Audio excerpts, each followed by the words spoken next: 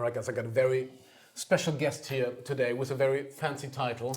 Yeah. So we got Ian Burrell, the International Rum Ambassador. Mm-hmm. That's pretty cool. Yeah. It's fun. It's a title and a name that I actually invented myself. No one actually gave it to me. It's. I'm glad that you are so honest about it. Actually. Yeah. I mean, it's. The very first time I actually saw the word brand ambassador on a card was when I worked with, and the only rum company I've ever worked with was for Ray and Nephew in the UK when I helped launch Ray and Nephew in the UK in the late 1990s. Already? Yeah, so that was the only time I ever saw a card that actually had brand ambassador on there, and then rum ambassador, and I just upgraded and said, I'm going to be global rum ambassador. I'm going to take that. So, but during that time, you still worked as a bartender, right? Yeah, still worked as a bartender. I was still, I worked like 4 or 5 days a week as a bartender, but 3 days a week as a brand ambassador. So I'd go into other bars, speaking to other bartenders about Jamaica rum, about Appleton. And basically, it made me a better bartender because I was there watching other bars and bartenders work in their environment, but going in there and trying to get them to drink Jamaica rum or Appleton rum and Ray and Nephew rum. So, yes, I was the first to do that in the UK, and later on decided I wanted to be a category ambassador once I realised that I knew nothing about rum, but loads about Jamaica rum. In fact, not even about Jamaica rum, about Appleton. That's pretty cool because I want to use it that you're here now as a guest to speak with you about like the future of rum, because like especially during the last 10 years, so many things has happened. Yeah. Everything changed, the whole Correct, market changed, yeah. like all these new products. But what I think, for me it was like the first time I met you, I was working at Rumfest in Berlin. Yeah. And you came to my stand and you said like, listen, I need like this and this type of rum and stuff. I'm like, really, like, what are you doing? What do you want to do? Well, I'm doing a presentation, and I want to show them the difference between like a pot still and a column still. I was like, I mean, now that's quite. It makes sense now. Quite normal. But I was like, I was looking at it like, really? That's so cool. Like people are talking about this. Like people are interested in this. Yeah. I thought like. Well, I'm glad that you want to speak about it, but you won't reach anybody because nobody will get what you're talking about. Yeah. So that's why I was. I know what you mean. Cool. I know what you mean. At that particular time, I'd go into seminars and presentations like those early days of Berlin Rumfest, and I'd have an idea of where I wanted to take the audience. But there was all the rums around me, so they were the vehicles to actually drive people there. And one of the easiest ways to get people to understand that rums are different was just talking about how they were made, whether it be a pot still or column still. Now, we all know now, especially now, we know that different pot stills will make different styles of rums. There are different types of column stills. Just because you're in a column doesn't mean you're going to be light.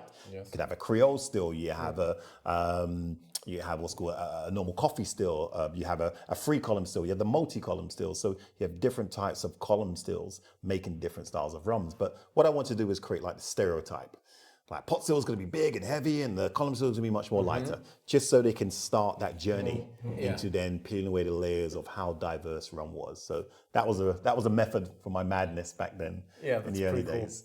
And especially just like thinking about it, it's over the it's 10 years ago, 10, 12 years ago, I don't know.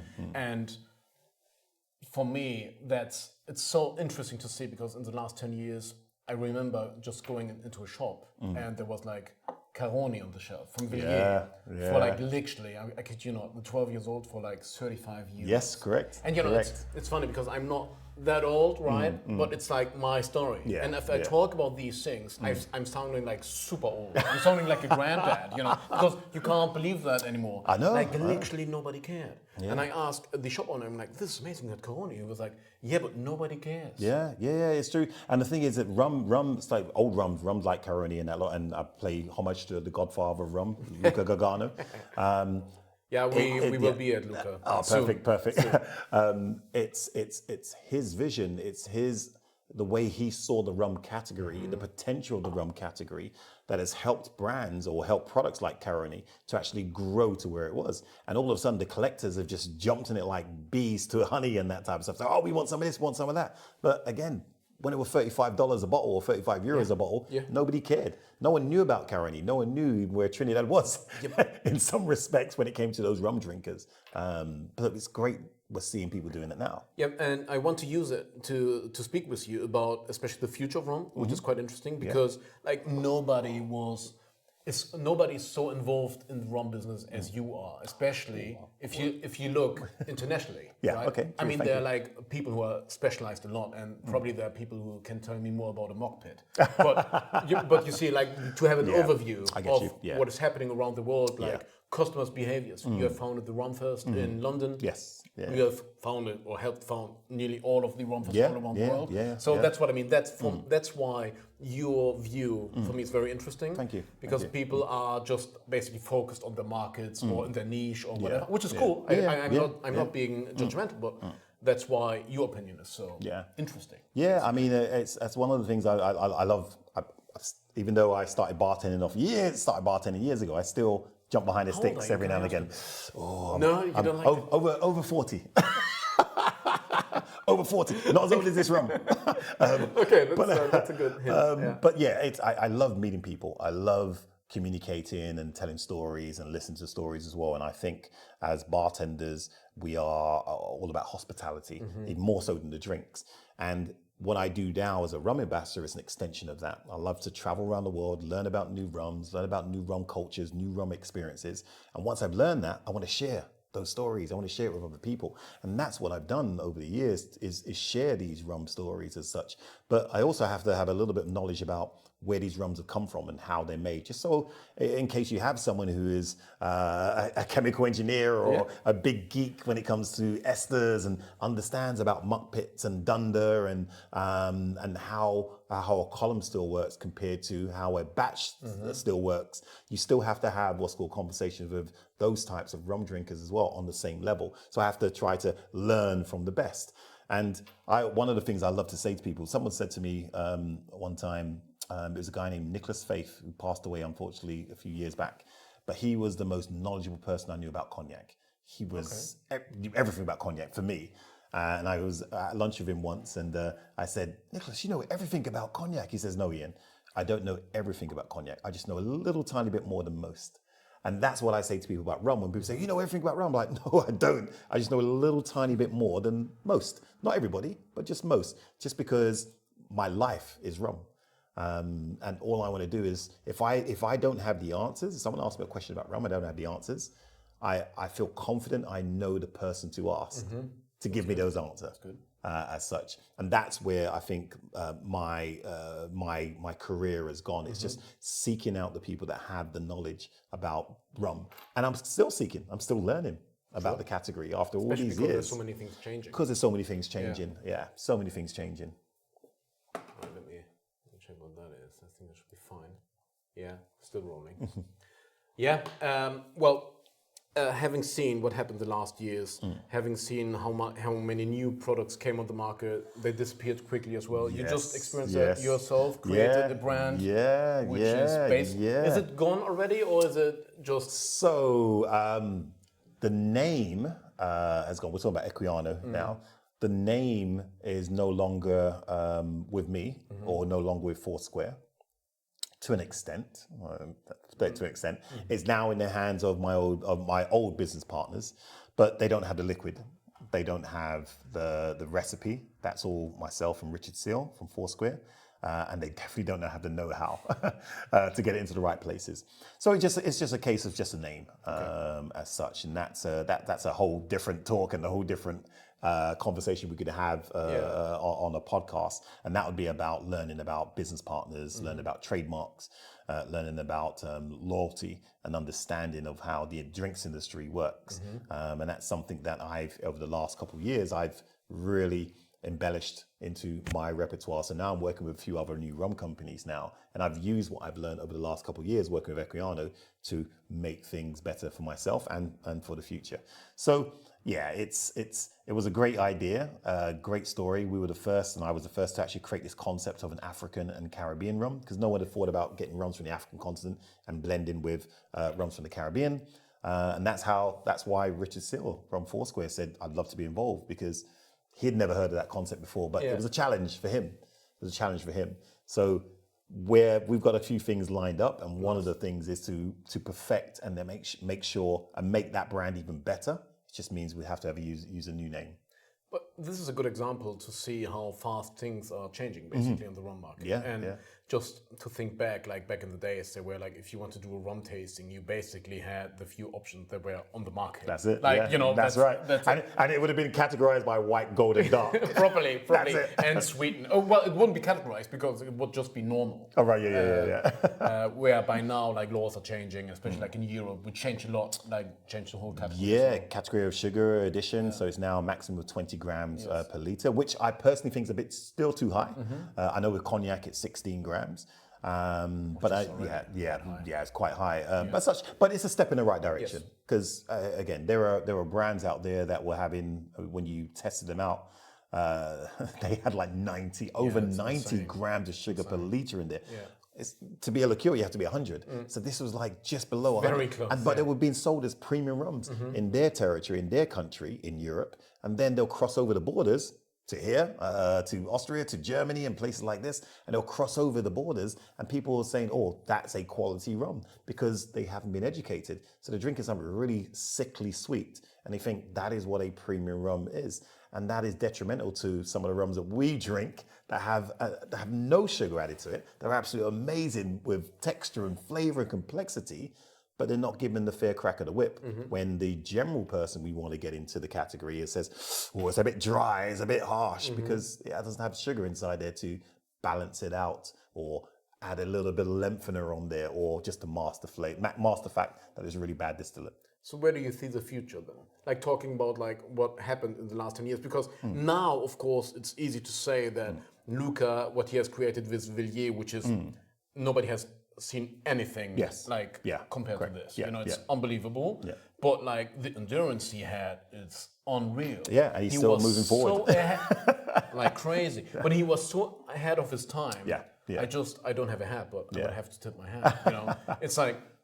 And like, because my work as like buying rum from all over the world and stuff, you know, doing my bottlings and stuff, like for me, it's always the peak to, you know, what Villiers has created. Yeah, correct. Yeah. So it's so, like, he was so ahead of his time. It's unreal, like, to understand that flavor profile of like these old Guyana or old Jamaica, old Caroni and stuff, where everybody would just sort it to taste like rubber or whatever. And he was like, also, no, this is awesome. And also to respect the people that make the products as well.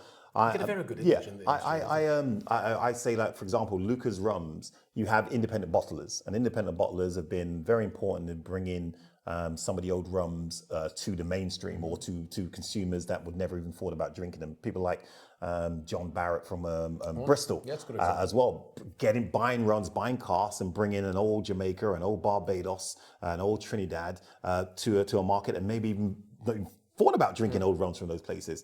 Samaroli as well, and even the guys up in Scotland that have their Scotch whiskies would maybe have bought a few casks. Gordon MacPhail's of the world and things like that would have bottled some rums and then maybe gone for a very niche market as such. But what Luca has done it slightly different. He's like, you know what? I'm not going to bring the rums from the Caribbean to Europe. I'm going to leave them in the Caribbean.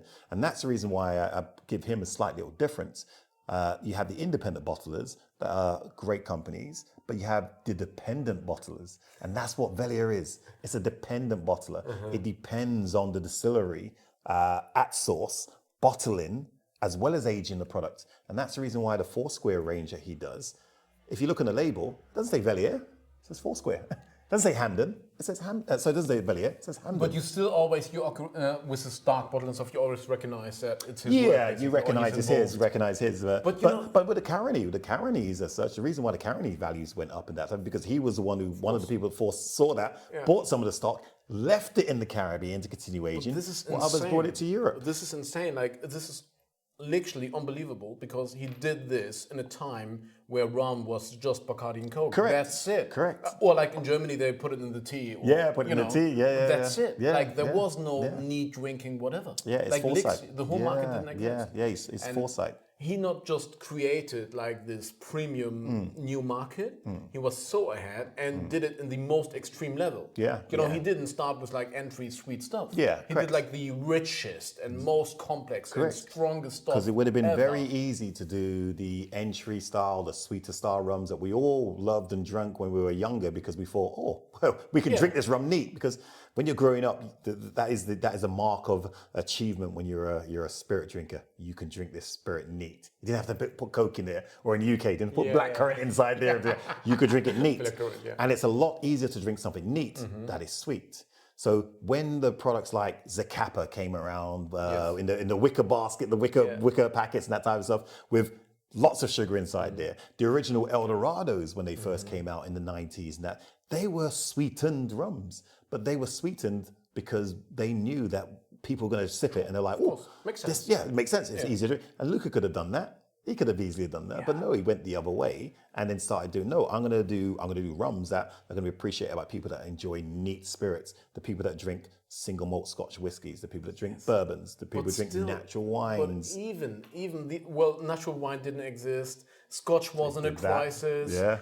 Even for Scotch drinkers, that's too much. So even for advanced spirit drinkers, that takes so much to appreciate his work. And for me, that's just unreal because he was like way ahead of his time. And nobody would have guessed back in 2000 that this is going to be the shit. No, I wish I'd known. Yes. Would have invested in a few casks from Trinidad, that would be amazing, a few casks from Guyana, and maybe invest in a little tiny distillery in Barbados called Foursquare. So basically, what he did, he started this. Then after a while, he started to grow his audience, and then it tipped, and then it went crazy. So and all this in like 10 years of going from nothing to totally crazy. Correct, 100%. So where will we be in the next years? I think the way that what's called rum is going well. In fact, let me put it this way. So when I talk about rum, and with any brand or any companies I work with, I always say to them, who is your audience? Because I break down the rum audience into 3 simple categories. Now there are other categories within those, but 3 simple categories.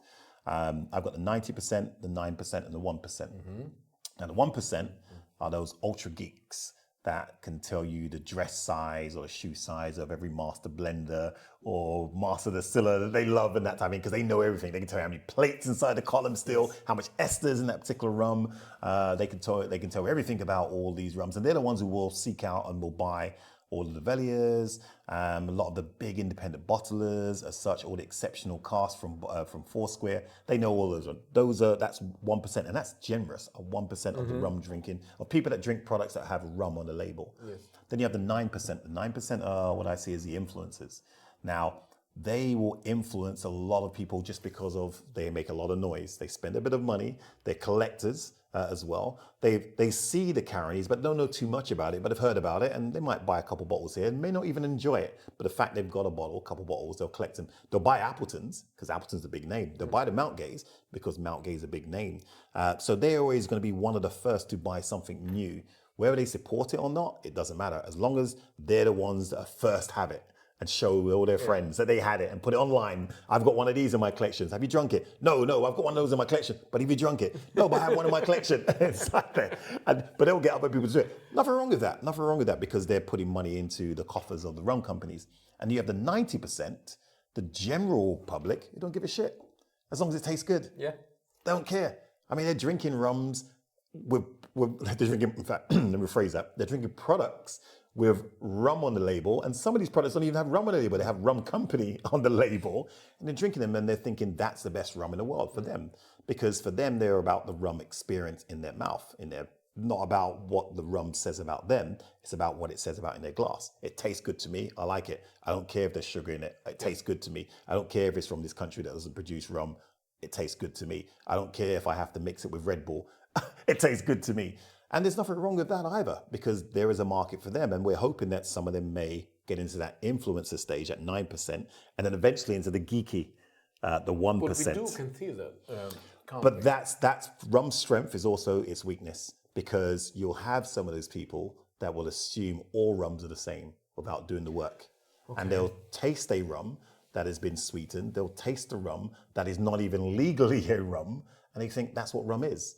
And then they'll taste something that is a general product, a genuine rum product, and they'll think, oh, it's a bit harsh, a bit tough, a bit too strong, a bit too much wood inside there. Yeah, but I think this is a biggest topic in the rum world, isn't it? Like, I can see for myself with the work we are doing, and especially with the people we are reaching in the German-speaking market, our base product is a product as well, which is based on rum, but it's not a rum, by European law. Yeah, of course. Yeah. But the idea is with that, we reach people who don't really, they want to enter drinking spirits need for whatever reason, because they think it's cool, because they're interested, whatever. It doesn't really matter. But what we can see, and that's the beauty behind it, because sometimes I get critics for, as I say, but you got this product and you sweeten it with pig sherry. I'm like, yes, but guys, you forgot that you started like this. Correct. But back in the days, 100%. It was just called rum legally. 100%. Now you can't anymore. Yeah. And I'm like, don't forget this. We need to get the people where they are right now. I can't just start putting them like Foursquare cask strengths. 100%. 100%. Yeah, there's a saying: you cannot run a marathon without taking your first step. Yes. Yeah. And sometimes the products that you might have to make people take their first steps may not be the same type of thing you'd be drinking at the end of the marathon, end of the race. But you need to be on that journey in the first place. And that's how a lot of us started. I mean, I can openly admit, I was drinking what was a Kappa 23 years old, because that's what I thought it was.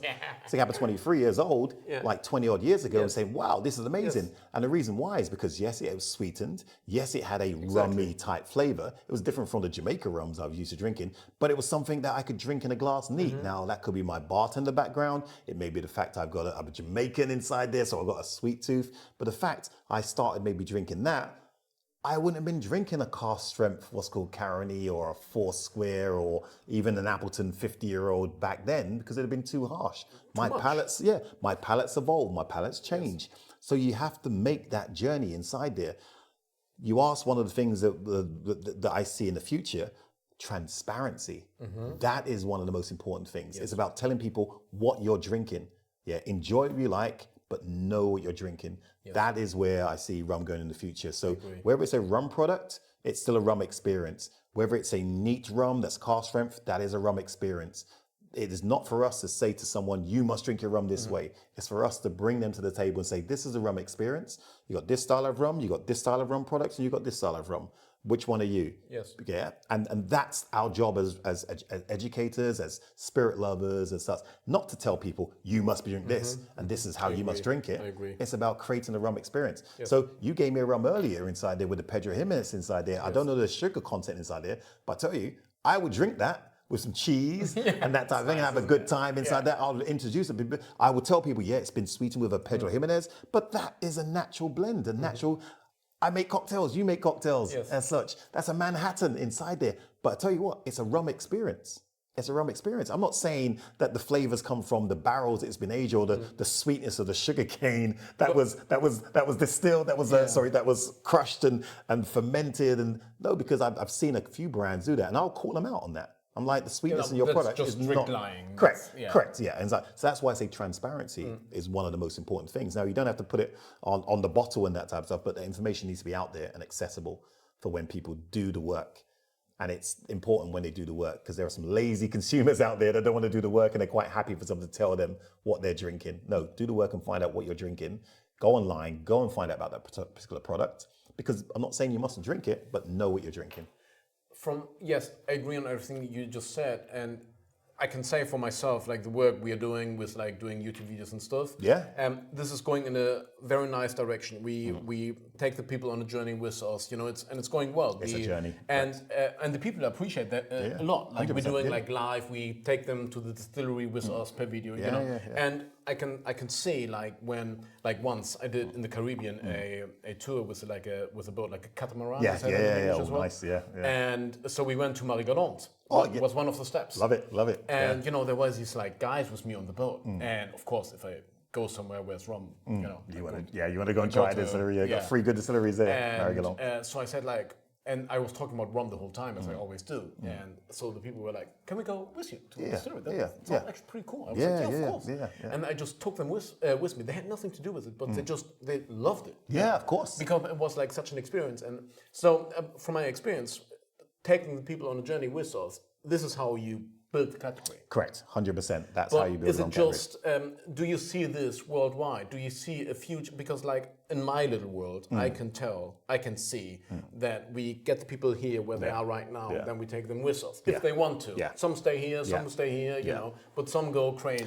Right? I do see it worldwide. I've been, again, very fortunate with my job, and I give an example of where I see it worldwide recently. So I was in India. As we know, India is one of the biggest rum drinkers as a nation in the world. They were doing rum producers. They've got a couple of what's called brands that are doing like 1 million cases. And they, granted, they do it very cheap because they want everyone to be drinking their products in that time. But it's part of the culture in India to be drinking a nice dark rum, keeping you warm. Whether you're in the army, whether you're in the agricultural sector, you're drinking rums. Now, the reason why I was in India because we were there judging a cocktail competition. Where we gave the winning bartender 1 million rupees. Yeah, we created a millionaire just by making a cocktail with a new rum to the market called Kamakara. It's made from cane juice. Again, I'm like, cane juice in India? I thought just did all molasses because they make so much sugar out there and make all the rum from molasses. But they purposely wanted to do a cane juice rum out there because they wanted to create something a little bit different. They wanted to create something a little bit more premium, slightly more premium than the norm. They wanted to tell their audience, yes, we've been drinking this style of rum for many, many years, but here's something slightly different. Let's just like open up our minds slightly. And they've been doing really well with it. The bartenders have loved it, the bartenders in the hotels, but now you're having people with a little bit more dispensable income. They're now saying, oh, I don't mind paying a little bit extra for this particular rum, especially now they put an age claim on there. They're doing like minimum age. They've got an 8-year-old and a 12-year-old rum, this particular rum. And what they're doing is taking people on a different journey. So you grew up drinking this style of rum for many, many years, like something like Old Monk as such. And now you've got something slightly different, a little bit more premium. So we're going to take you on this little tiny journey. Now, a slightly different journey. Now, it's not for everybody. But the people that are now moving on, India is now the most populous country in the world. That's some serious numbers that are now saying, wow, this is amazing. What else have you got? And once they say, what else have you got? That's when the doors open up because that's when you're going to start bringing in other rums, maybe some imported rums, or you might see some other Indian rum companies step up their game and say, you know what, I'm going to maybe invest in some better barrels and do some older rums. I might even try making rums from cane juice as such. As soon as you get people to say, what else have you got? You've got them interested in your product. And that's a new journey for a country that's been making and drinking sugarcane distillates for hundreds and hundreds of years.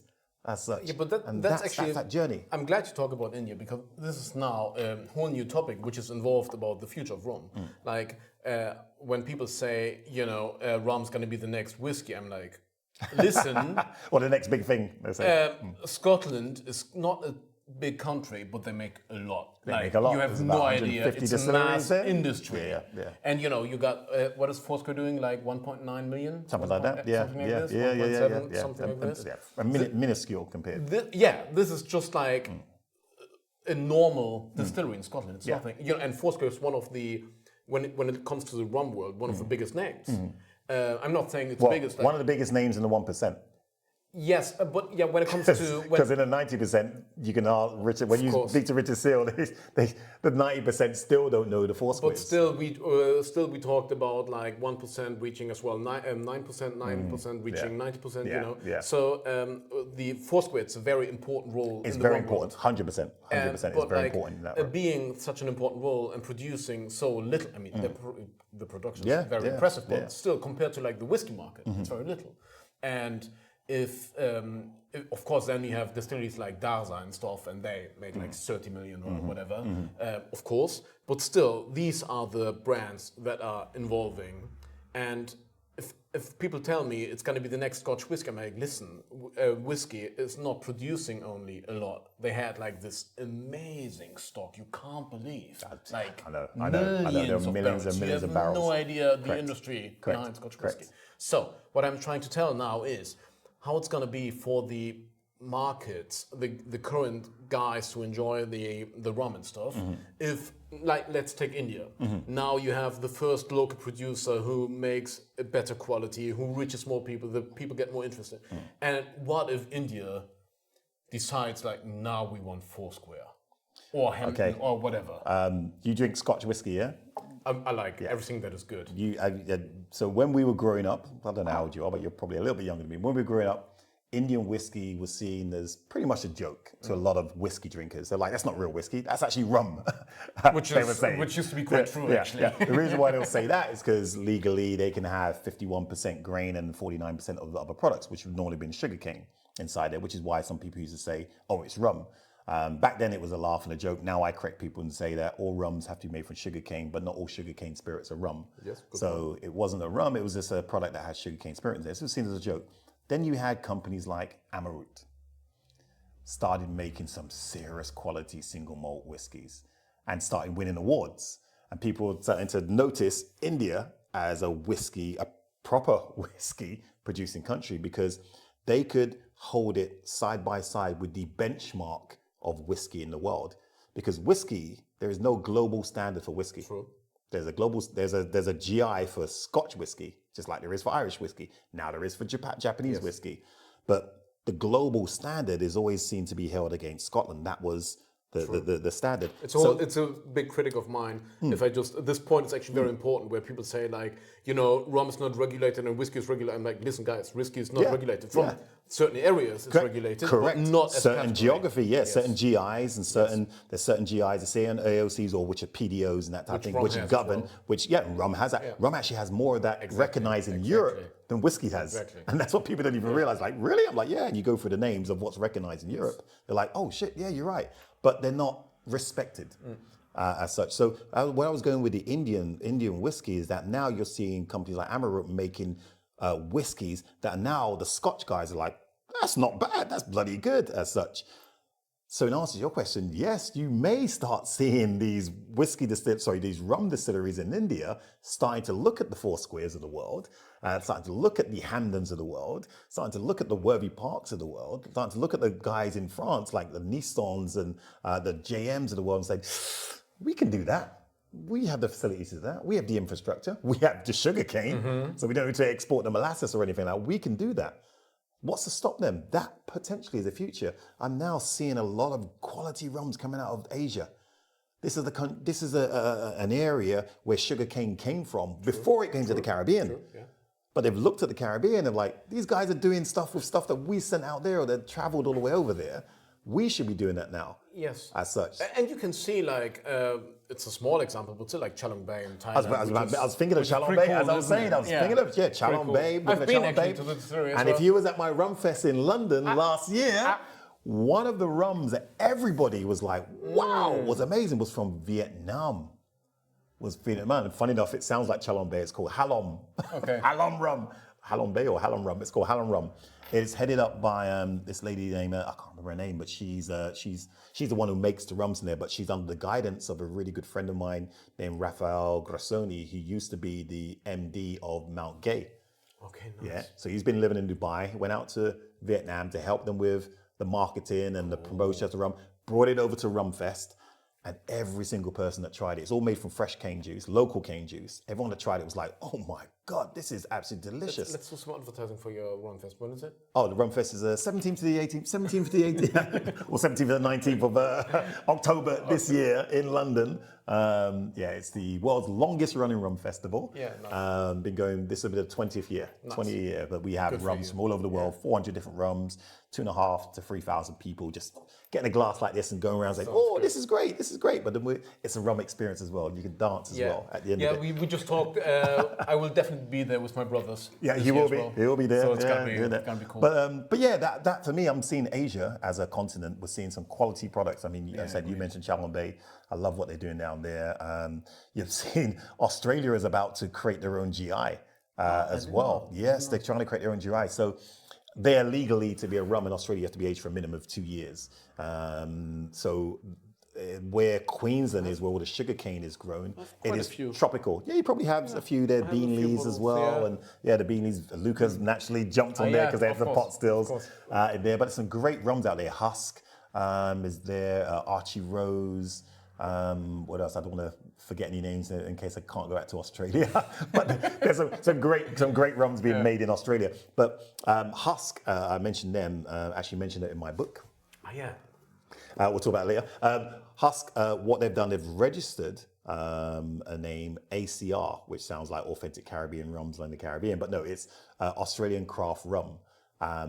Now, the ruling on there is you have to use cane from a certain area in Queensland or a certain area in Australia. There are other techniques you have to use to actually make this rum, but the most important part of it is that it doesn't have to be aged as well, because that was one of the big sticking points for rums being made in Australia. To basically, you can't make an unaged rum, you can't label it rum. Yeah, which is the shame as such. I know in whiskey, in Scotch, you have to be aged for a minimum of 3 years, and in the Caribbean, of course, there's some rum producing nations that you have to wait for 2 years or 1 year. 1 year Puerto Rico, 1 year Cuba, 2 years Venezuela.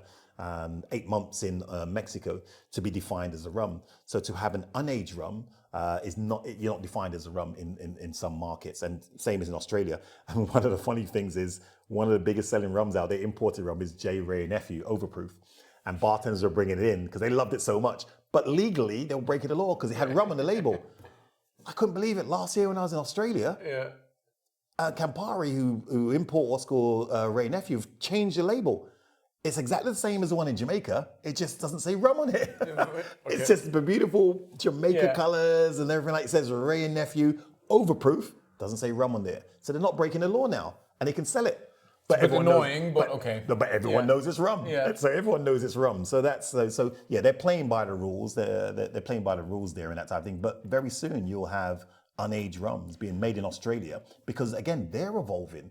They've seen where the curve's going. Which is cool. And I like the whole thing. I like, we talked about this off camera, that I'm traveling all around the world to find new distilleries and just to experience what people locally are doing and stuff. I love it. I love it. So I think it's great that, as I said, I've been to Chalong Bay to see what they're doing. It's very nice. And I like these places, which is great. I appreciate that. But what I mean is actually the rums we are drinking right now. The ones we're drinking right now, okay. Yes.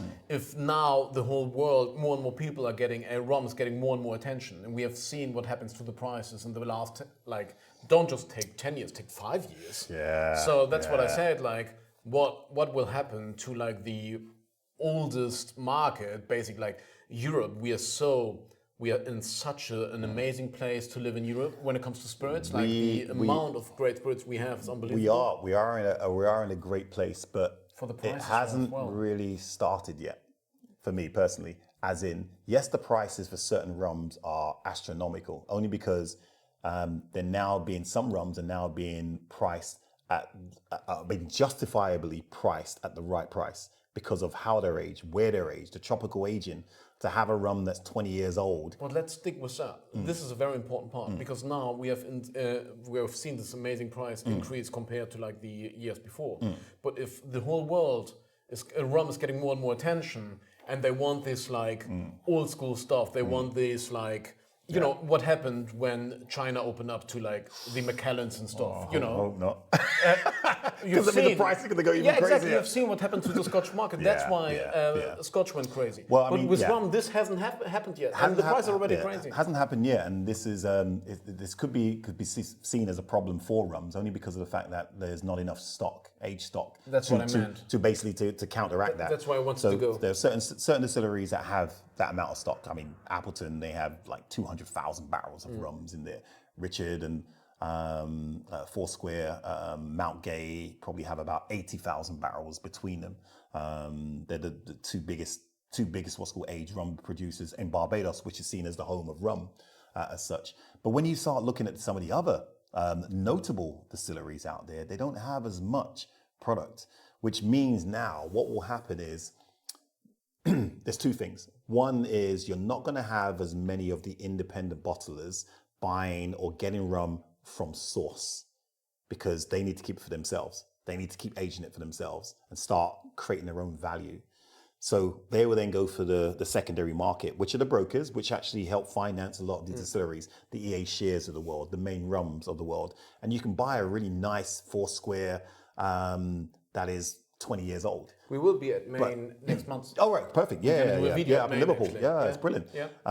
But they would have been distilled maybe for 2 years, It would have been a 3-year-old sold to Maine, and then would have spent 17 years in cooler climates. Yes. Now, it doesn't mean the rum is bad. It just means it's different. It's different.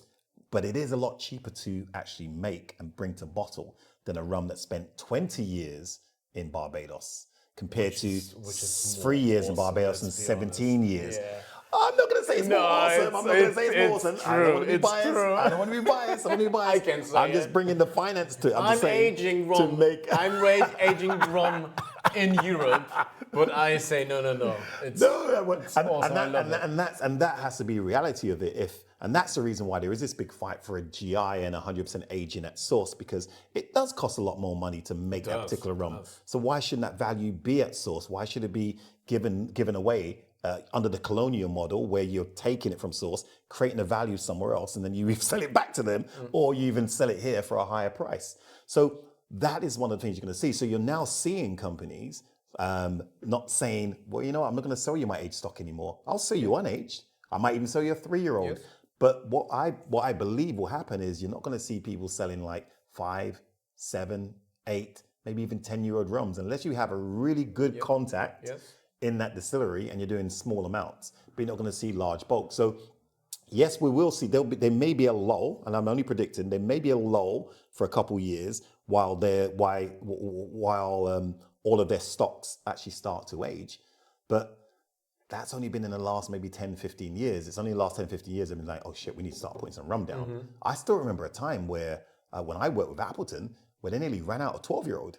Oh, really? We had to take the number 12 off the Appleton Extra for a couple years. Okay. Until they started getting enough 12-year-old to put back inside the bottles. That's something for the geeks out there to find out. Try and find an Appleton bottle in the I think it was sometime in the early 2000s, Appleton Extra, rare cask it's called now, where they didn't have the 12 on there. It happened for a little while where they ran out because the forecast, it just didn't expect it to explode and that type of stuff. And forecasting is so important for these distilleries to forecast. I always like to equate to for some of the rum guys, it's like buying a car. You go into a showroom, you test drive the car, you're like, "Oh, this is really nice," and then you get the keys, you feel the leather, you smell the leather and that type of stuff. Then you pay down the money for the car. And you're like, "Right, I'm ready to drive." You're like, "No, you can have it in 5 years, 6 years time." "No, but I need to take it now." No, it's not going to be worth anything now. I'll give it to you in 5, 6 years time, 12 years time. And that's what it is with these rums. These guys are putting down rum today. Putting down rum today to be ready in 10 years' time, in 12 years' time. And the more people that want 10 and 12-year-old Caribbean rums or authentic rums, the rums that we enjoy and drink, the more they need to put down today. Exactly. Ready for those drinkers in the future. And that's where the rum industry is going at the moment. That's why you're seeing a massive hike in price. Yes. Because all of a sudden you've had all these people come in and saying, "Oh shit, I didn't know about rum was good. Exactly. I didn't realize rum was so good." And that type of stuff that we've known for years. We have created this with such a small amount of people in Europe, especially in Europe. Correct, 100%. Countries like Germany, Austria, Poland, Italy, Czech Republic, Slovakia. This market here is like just taken to rum in a way that I never thought I'd see in my lifetime. It's unbelievable. I tell a story which is so funny. I was in Poland at the Rum Love show, the Rum Love festival, and this guy was he had this Hamden rum. I think it might be the LROK. And he was like, "Ian, what do you think of this?" And I had a smell. I was like, "Ooh, yeah, that's Jamaican. Probably there's a Hamden." He's like, "Yeah." He says, "You know which market it is?" I'm like, "I'm not that good, but I would say it's either DOK or LROK." And he says, "Oh, it's LROK, yeah." And he said, "What do you think of it?" I'm like, "I'm going to be truthful. It's not my cup of tea." "Really? I thought you was Jamaican." "Yeah, we don't drink here." That's what I was trying to say to him. I said, "Have you ever been to Jamaica?" He's like, "No, I've never been to Jamaica." I'm like, "Okay, well." A lot of those rums, let me get a little quick. A lot of those rums are created for blending to send to places like Flensburg and places in Europe and that lot. Just created to be for blended. blending. That's why we call it continental rum, to be blended into proper. But I appreciate you enjoying them now because your palate's changed and you've acquired the taste. But more importantly, you're taking in the whole romance of what a rum can do, what a rum can deliver within flavor profile, within aromas, within nuances and the culture. And I love that. Even if it's not a product I would drink myself, I would use it in a cocktail. I make a mean LROK or fashion, but I'd use it in a cocktail. But what I do love is the fact it's now getting respect from some of these drinkers out there. Yes. So I love hearing people sitting down and talking about the different esters and that type of stuff in the product. I don't like it too much when they go into a trade show and they're grilling the master blender or the distiller. Oh, how many esters in that rum you've made? Or how many of that? Because the master blender is like, I just want to sell rum. I don't. And plus, I don't want to tell you all my secrets as well. Oh, what components of that blend is like that percent and that percent? Yeah. No, I'm not going to tell you. Drink it. Drink it. All the information is on the label. All the information I want you to know is on the label because you know I'm transparent. That's all you need to know. I'm not going to tell you how many. So that part I laugh at, but I laugh at in a way because I love the enthusiasm. I love the enthusiasm. I love the love because rum has never had that. I envied, not anymore, I envied Scotch whiskey because it had that. And because Scotland is one country and rum is made in multiple countries, rum gets compared to Scotch when it shouldn't. Rum should be paired to whiskey globally because of different types of whiskey. Yes. What I've been doing over the last couple of years, I've been getting people to compare Jamaica rum to Scotch. Yes. Yeah, I know there's 150 odd distilleries in one country and only 6 in another, but the methodology behind making the two spirits are very similar. That's why Hamden's called Hamden, it's a Scottish name. But it's getting people to compare apples with apples, not apples and pears as such. Agreed, yeah. And that's the reason why when I hear people talk about Jamaica rum and they talk about the funkiness and even places like Trelawney where I compare to Islay, and there's only 2 distilleries in Trelawney, but they are making the funky rums in Long Pond in Hamden. That is my Islay inside there. I love that. Yeah, no, and it's it amazing. takes it Because to another- you got to another place. you got the whole profile, and you reach all these different worlds, which makes rum so special. But it's funny because like when it comes to Hampton, I like all the different qualities. I like high ester. I like. It's not my cup of tea for every day, but you know sometimes to go a bit crazy. Correct. But like for example, you know which one impressed me the most? Which one? It's the I don't know if it's the right English pronunciation, but it's OWH. It's like That's my favorite. For me, I'm like so That's impressed. my favorite. To try it white on that's my age, I was favorite. like, that is absolutely amazing. And That's- you know what's really funny? That is the lightest. Yeah, mark it's the they lightest, do. it's the lightest. But it's still funkier than most of the marks very on the rich. island. It's like it's a proper. It's Correct. like actually it's a heavy rum. That's the blend they It's use in the 8 only and the the lightest Hampden 8. for Hampton, but Hampton is insane. Correct. It's the lightest for Hampton, which doesn't mean it's a light rum. It's like the 100%. perfect base for cask aging. Yeah, It's it is. amazing. It is. And the great thing about those levels, you can have that same conversation with someone that will do a rum that is a light continental, say 1,000 to 200, 1,000 to 1,200 esters, right up to 16, which is the maximum you can have for a Jamaica rum. I mean, there is a brand out there that's just done one that's 2,000 esters and told everyone, don't drink it, just use a little dash of it. It's fine, but that's not traditional Barbados rum, which is where they've got the liquid from and that type of thing. But when it comes to Jamaica, the reason why they put a cap on that was to stop that actually, it was to stop people buying Jamaica rum cheap and then trying to then douse it and then trying to still sell it as Jamaica rum as such. And again, and when I first tried my first rum Verschnitt from Flensburg, I had an appreciation of it because it was a bit lighter. I still got the funkiness of a Jamaica in there, but I knew in a way when I was drinking it, it was a lighter product. It was a blend. It was a mix, which is what Verschnitt is. Can you believe it? 5% maximum. Yeah, that's a legal law. And if you look at the standards of identity for European drinks, rum Verschnitt is a subcategory of rum, and it has to follow the rules and regulations of what happens in Flensburg. So I respect that product inside there. The only thing is now when the GI is respected, when it's done in Europe, they may not be able to use the word Jamaica Verschnitt on the label because some of the companies did make it look like it was a Jamaica rum inside there. But yes, marketing and everyone wants to get away with that. But we do that as bartenders now when we do split basing. We split base a cocktail. Well, hey, one of my favorite split bases is cost effective wise is you get what's called 3 parts of Bacardi Casablanca or Superior, and you add a couple dashes of Rain if you're overproof in there. Bam! You've got the base of a really good daiquiri. It's basically the same idea, yeah. You've got the base of a really good daiquiri. It's the same idea, true, isn't it's it? true, Something really light, something really heavy and funky. Bam, put them together. Give it a good shake with some lime and sugar. You got a really nice flavour daiquiri. I wouldn't say it's nice as Veritas or Probitas, because Rich has done it to a different level inside there. But yeah, it's the same principle as such. And that's the reason why I love when people are talking about marks like OWH, or they're doing the LROKs, the LCHFs. OWH is when I open my own rum distillery. This is what I'm trying to make, like this style of flavor profile. I love it. I was very fortunate a couple of years ago. A friend got married, and Crystal Hussey, her uncle and her family own Hamden. She got married? Yeah. She's crazy. You can't say that online. in a very positive way. She's brilliant. She's absolutely brilliant. But they invited me into the Don't labs. go drinking with her. Oh, no, she's calmed down now. She's a mother of two. She's calmed down and that type of stuff. And we're all wild when we were younger, as such. But yeah, so they invited her and her husband. They invited me to the lab at Whisky at Hamden to create a blend for the wedding, wedding rum. And naturally, I'm like, I need OWH then, OWH. And that was the one that was when they gave it to me. I was like, you need a load of that. And I'm like, 90% of that in there, and then sprinkle it with a little bit of this and that. And the final blend, a majority is OWH. Really? Nice. Inside that blend. But yeah, just to help create. Yeah. Just to help. It doesn't get any attention around the geeks. I mean, it's used in the Hamden 8-year-old. And again, the Hamden 8-year-old for me is absolutely delicious, and it's as far as I want to go into the whole big, funky, traditional stereotype funkiness for drinking, I like as in more neat or on the rocks. But yeah, there's a place for all of them. There's a place for all of them. I'm not a massive Islay whiskey drinker, but I would try. I like that as well. But I would try certain Islay whiskies. I would try a couple of Freud, some Ardbegs and that type of stuff, but it's not my everyday cup of tea. Sure. But I would try them and say, boy, I appreciate and understand that.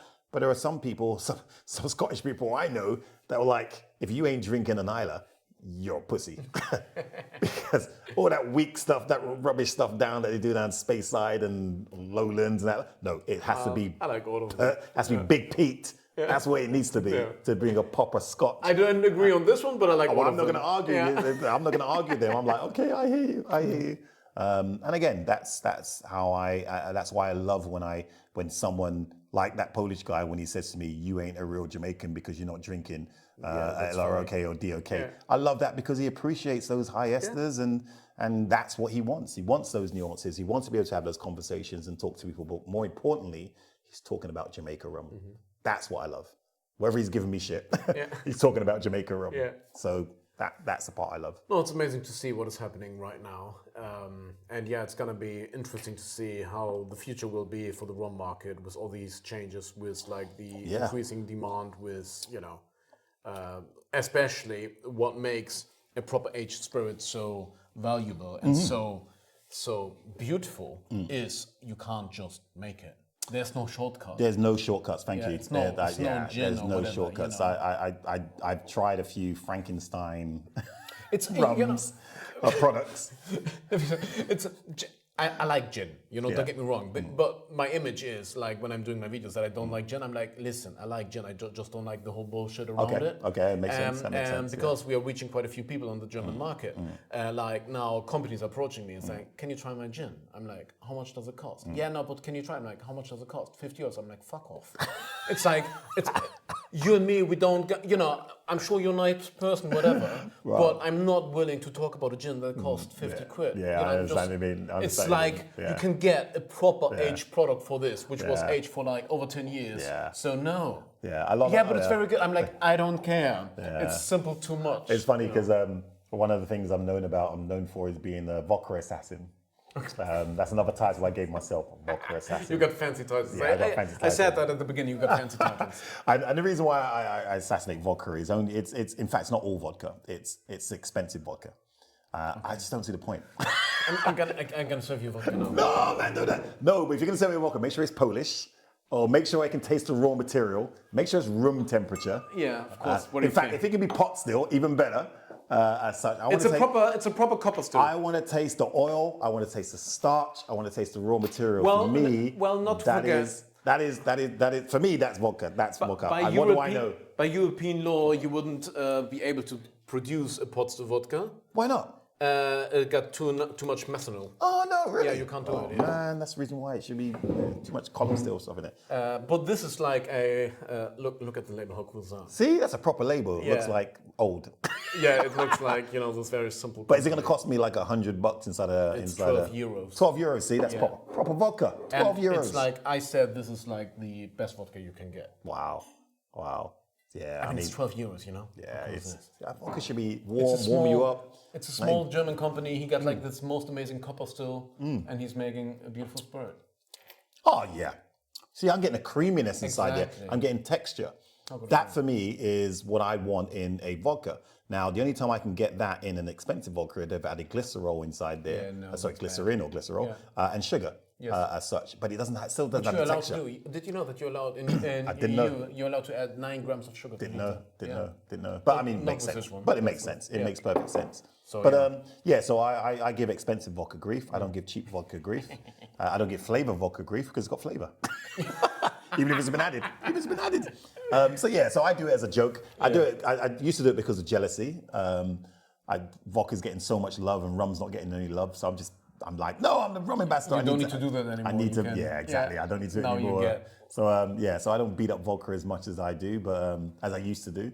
But it's a case for me. The times I've had decent vodka with drinking with decent people, they're completely opposite of all the ambassadors I see. When I hear an ambassador talk about take it straight out the fridge, make sure it's ice cold, or spend 90% of the time talking about what the bottle looks like, as opposed to the liquid inside, then I'm like, really? No. Really? No. No. I'm kidding.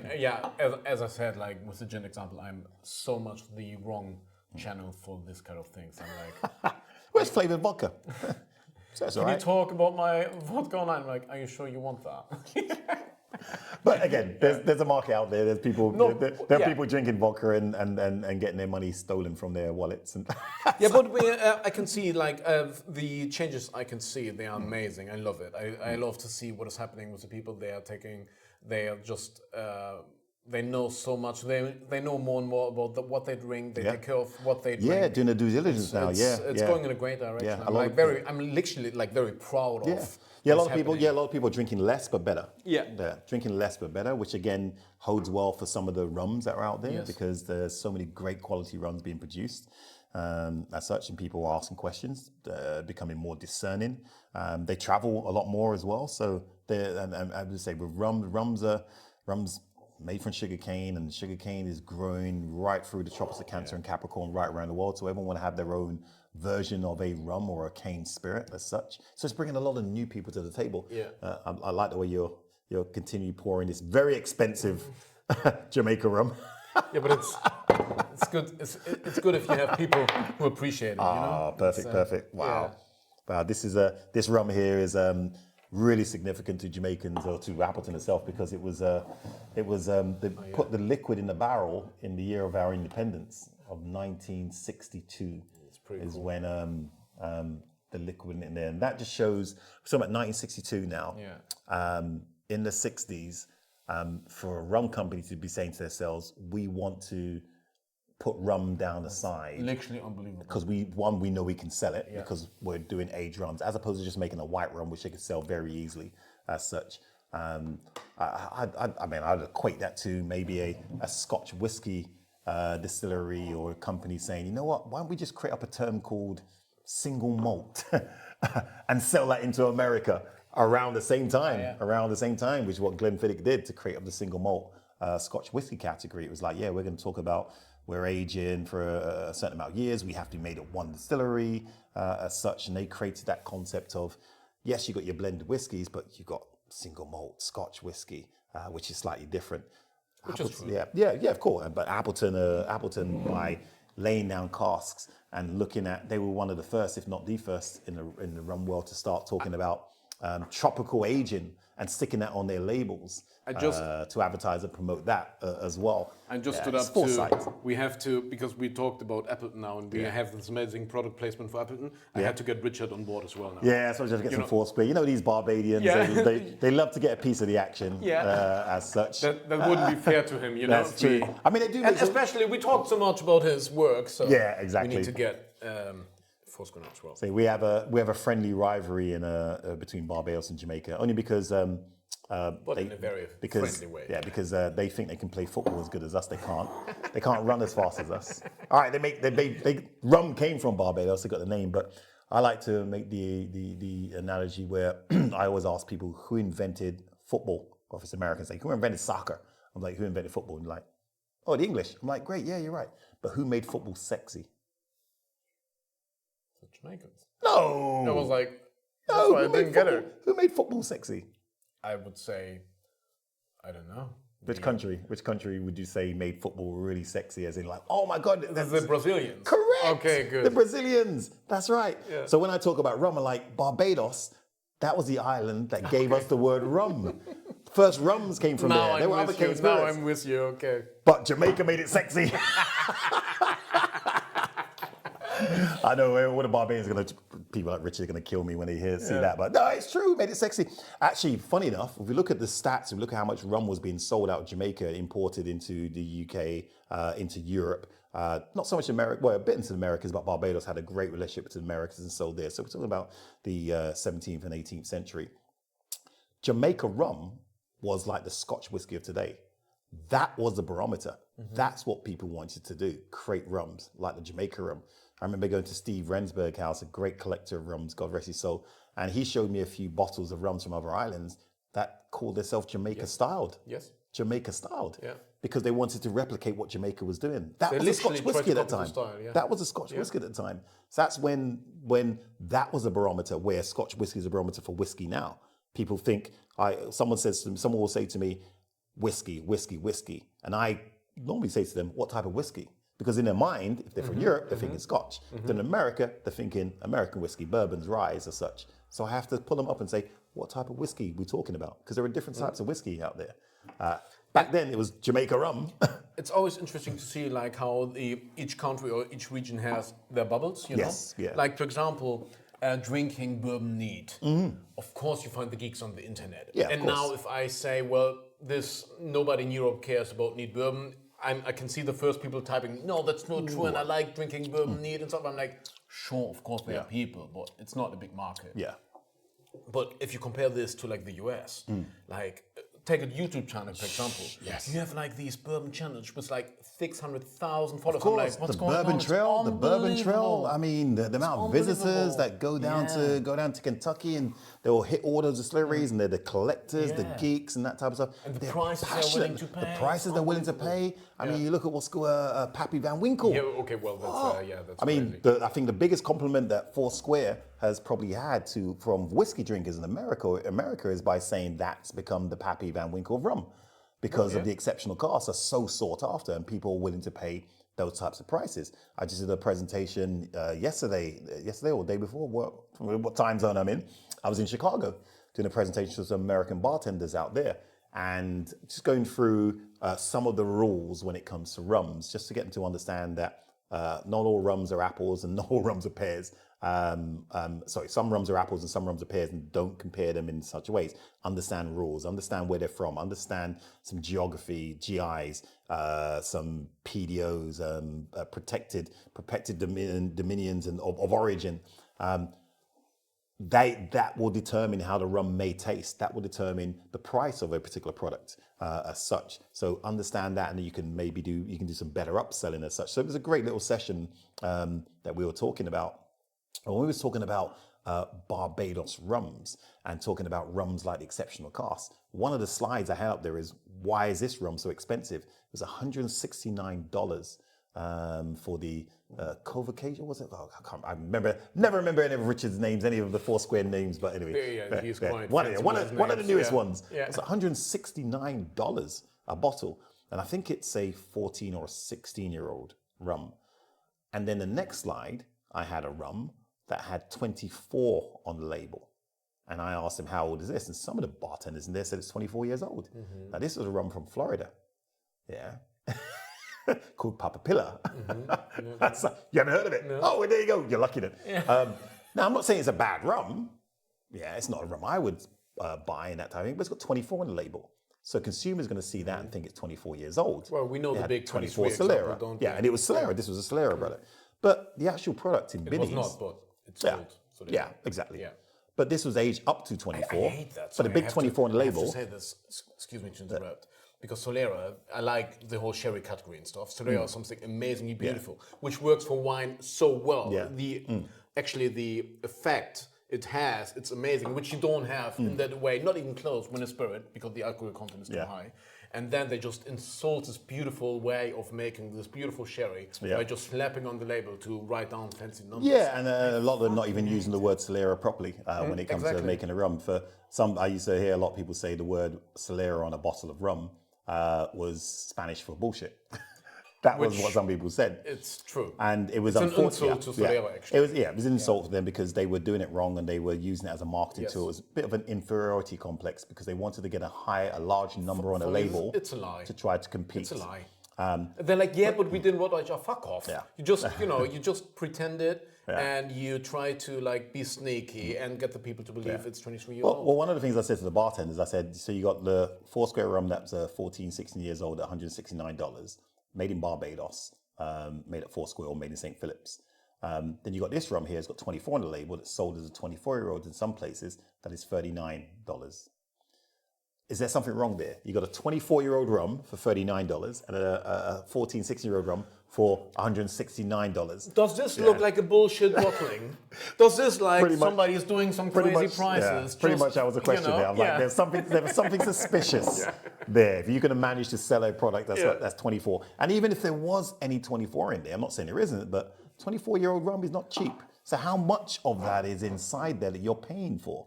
As such. I actually really like his concept. You see how this is just his normal bottle, right? He got his simple bottle. He's buying it in months. He's like, fuck that. Put amazing rum inside, and that's what you pay for. Yeah, and that's a concept like with Velio, these black bottles and that type of stuff. It's all about the liquid, but it's all about the person that makes, or the distillery that makes the product. You're buying the quality. When you see that name on the label, you know what you're getting. Yes. And that's always been my biggest argument for GIs, for example. When you're seeing that name, that which has been protected, or you know where it's made because it's made in that geography, and you've done a little bit of research to understand that that area there has set rules or set things in place that everyone has to adhere to make sure they're not cheating your customer. Doesn't mean it's going to be good, but at least you know it's going to be authentic. That's what that name means. That's what Barbados should mean when I see it on a rum, Barbados rum. That's what Jamaica rum should mean. Yeah, that's what Scotch whiskey means. I see Scotch in there. I know what's coming to the table. Whether it's a good or bad, whether it's an Islay or a Campbelltown or Speyside or a Lowlands Highland, I know that it's going to be authentic. It's a 12 on the label. I know it's the youngest product in there is 12 years old inside there. I know it's aged for a minimum of 3 years. It's then down to me to then say, okay, I know it's authentic. I know it's genuine.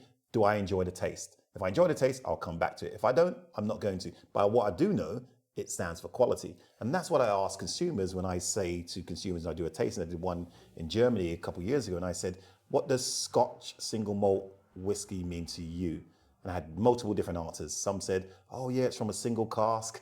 One said, it's from Scotland, but it might be from here. Oh, another one said, all the grain is 100% from Scotland and that type of stuff. I'm like, well, okay, it's not a PDO, it's a GI. PDO, then it would have to come from Scotland, but you can bring your grain from anywhere else, just like a Swiss watch. Swiss watch have a GI, but the iron's not from Switzerland. It's from somewhere else. Yeah. But it's a know-how. Yeah. And that's what you're paying for. You're paying for the know-how when you see the name or a region, a geographical indication there. So when you see Foursquare on there, especially over the last couple of years, you know you got quality. You know what it stands for. That's what I mean. You pay for the trust, actually. You pay for the trust. Yeah. And I believe, actually, I mean, there are arguments for both sides. But what I think is... I can't see an argument for the other side, but carry on. Well, I'm talking about, like, what would be the argument of being more creative, doing, adding whatever. Whoa. No GI says you cannot make your product any way you want. Sure. No GI says that. Of course, that's actually... You can do anything you want. That's a very good you point, just cannot use the trademark to tell the customer that it's going to be like all these other guys that have made their product under a certain specifications. There's no problem with that. I mean, okay. If I want to make a cognac, I want to make a cognac, but I want to use cherry wood or some of the woods that you've used inside your great tasting rums inside there. No one's stopping me from doing that. It's just I can't use the word cognac on there. I can say it's a French brandy, and on the back I can say maybe distilled in cognac and that type of stuff. But why should I be allowed to use a name I can't that tell everyone you. else is? I can't tell you. That's what I'm but saying. I can't tell you. GIs do not restrict or tell people they cannot do what they want. It's true. All it does, it creates the trust, as you mentioned, to the consumers that see a name or see a representation of an area, a geography that have decided we want our product to talk about the geography where we're from. So it's our waters, it's our bacteria, or it's our aging facilities. That's basically the point I wanted to get at, is that we can talk, you know the thing that theory and practice is the same in theory, but not in praxis. Yeah, okay. And when we talk about GI, we can talk about different pros and cons, whatever. We can have arguments. But if we look at the world of spirits, what does work and what doesn't?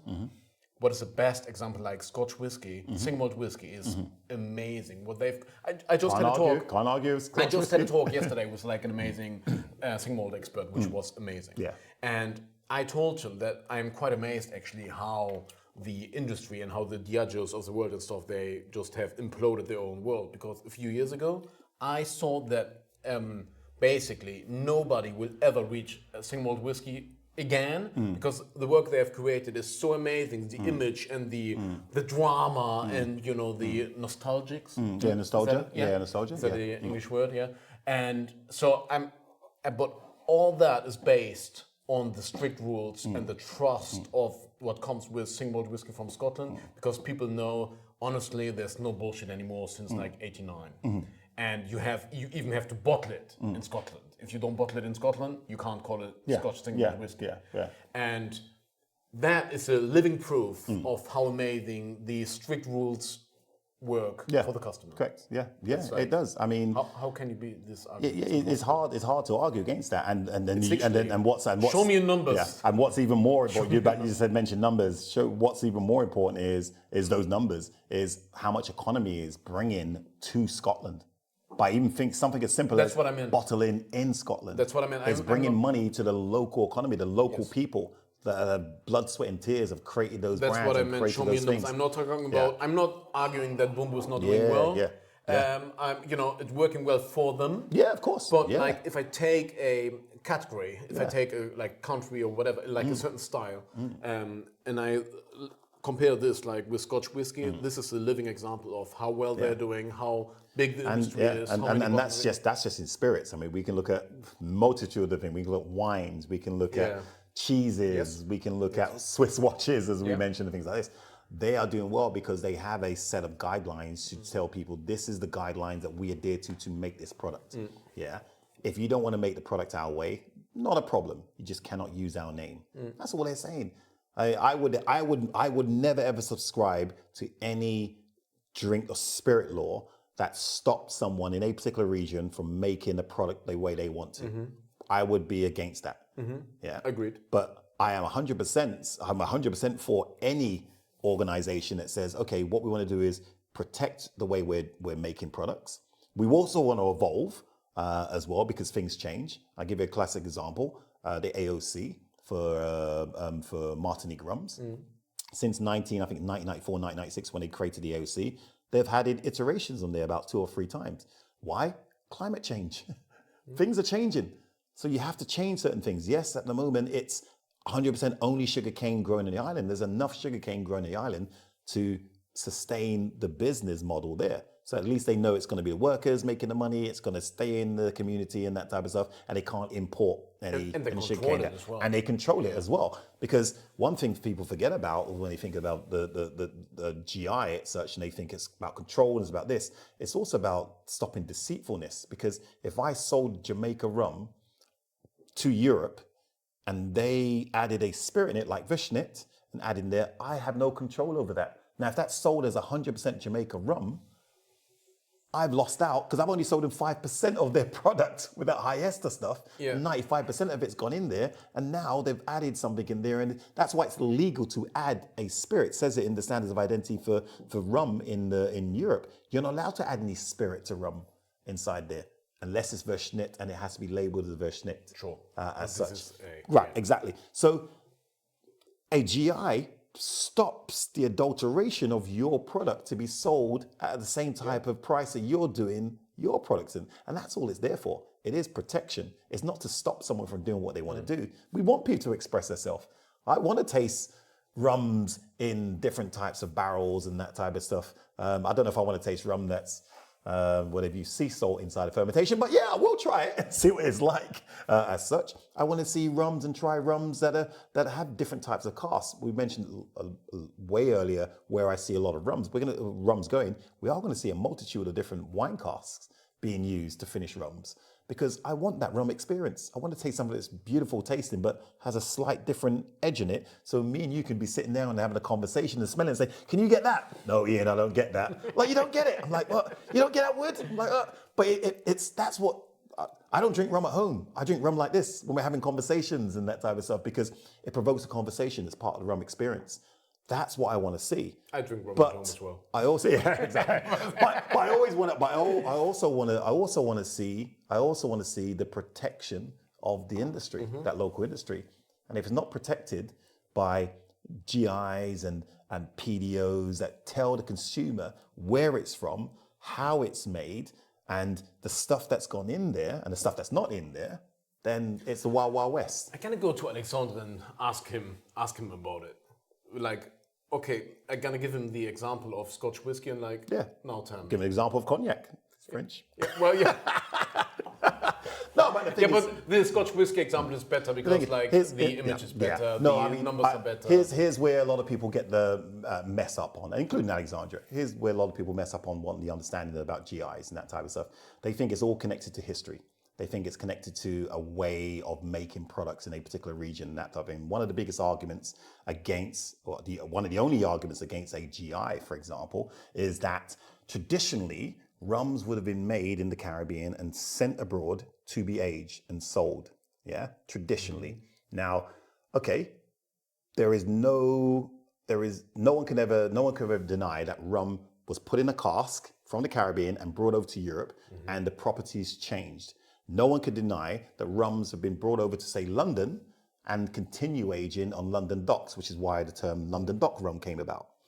But those weren't the norm. Those were the exceptions to the rule, because most of these rums, when they were being aged, were aged in the Caribbean or just sold as light white rums. And here's how we know this. We look at someone like Myers rums from Jamaica. Yeah. When you look at Myers rums, all the marketing they did in the 1930s and 40s and 50s, you look at all the old advertisements, look at all the old bottles. They spoke about 100% Jamaica rum, aged tropically in Jamaica. They weren't talking about Myers rums being aged in America, or Myers rums being aged in Canada, or Myers rums being aged in Europe. They were talking about Myers rums being aged in Jamaica, because that was the lure. That was what it was about. You had to be aged at source. You had to be aged in Jamaica. To be a Jamaica rum, you were aged in Jamaica. You weren't aged in London. You weren't aged in France. You weren't aged in Europe. You were Jamaica rum. So the notion that this is a tradition that we need to keep up and it needs to be included in the GI is a false one, because it's a minority. Is that the argument? It's the argument. One of the arguments. I mean, you're going to a main rum company quite soon. Yeah. Yes. Yeah. Find out how much stock they have compared to a small little tiny company like Worthy Park that only was founded in 2006 or 7 or whatever, and how much stock they have compared to Worthy Park, because they've been aging rum in Jamaica for years. Appleton have nearly 250,000 barrels of rums being aged in Jamaica for years. Foursquare, Mount Gay for years, because that is the model. That is the norm, to be aging these rums in the Caribbean, not to be sent abroad to be aged. They were aged either accidentally because they came over, traveled. They were aged because independent bottlers had them. Scotch whiskey distilleries had them. On your labels, on your bottles here, your IBs, or the independent bottlers that maybe have done by Scottish whiskey distilleries, I challenge you to find one that is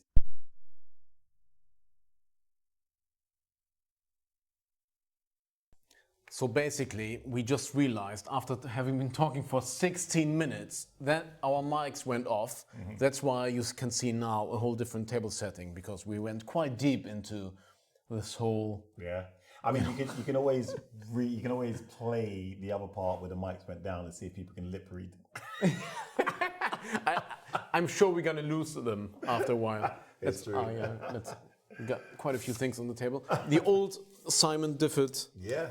I just found your cocktail recipes inside there. Yeah. As well. What's the name of the cocktail you created? Boston Deluxe. Boston Deluxe. Because we just realized the first time we met, we're actually not at the Rum Fest or at Lebensstern, but during my time at the Ritz in London, where you came with Simon in 2012. About that, 2012. I think a bunch of us came in there, and I think we asked for like 6 different cocktails, and we made them all. Bam, yeah, that was cool. Yeah. And you asked for my litmus test. I asked for my litmus test cocktail when I go to challenge bartenders. Rum Manhattan. Yeah. Yeah. Yeah. So basically, you finished. We just checked the last things we said with Mike. Yeah, the last thing I was talking about, I think it was I was challenging you to see if you can find an independent rum bottler here from Europe that has old rums from prior to 1970, like a 10-year-old or a 20-year-old, and the reason why which was aged in Europe, which was aged in Europe. The reason why I say that is because it wasn't a thing. It wasn't a big thing. So when the argument is that it's traditional to be aging Caribbean rums in Europe, and loads of rums are being made and aged and sold, they weren't. They weren't prior to then. There was a few independent bottlers, there was a few distilleries in Scotland that bought rums in, bought some casks in. I wouldn't be surprised if they bought the casks in because they just wanted rum casks as opposed to the rum itself. Because I know for a fact Appleton, with their first 30-year-old, they bought back rums that were 12 years Caribbean, 8 years in Scotland, and then they aged it for another further 10 years in the Caribbean to create their first 30-year-old. It was Jamaica, Scotland, Jamaica. So it may be a case of some of these guys just wanted rum casks. But I mean, the reason why I highlight this is because one of the arguments for a lax in a strong GI, which states that we should have 100% aging in the Caribbean, is that some people say, oh, it's traditional to age Caribbean rums in cooler climates, and it hasn't been. There are exceptions as opposed to the rule, and that's the reason why. And that's the reason why you go to Appleton and you see over 200,000 barrels of rums, and you look at Mount Gay and Barbados with over 80,000 barrels of rums aging as such, because that's tradition. That's the main part of tradition, to age your rums in the Caribbean, not to age them in Europe.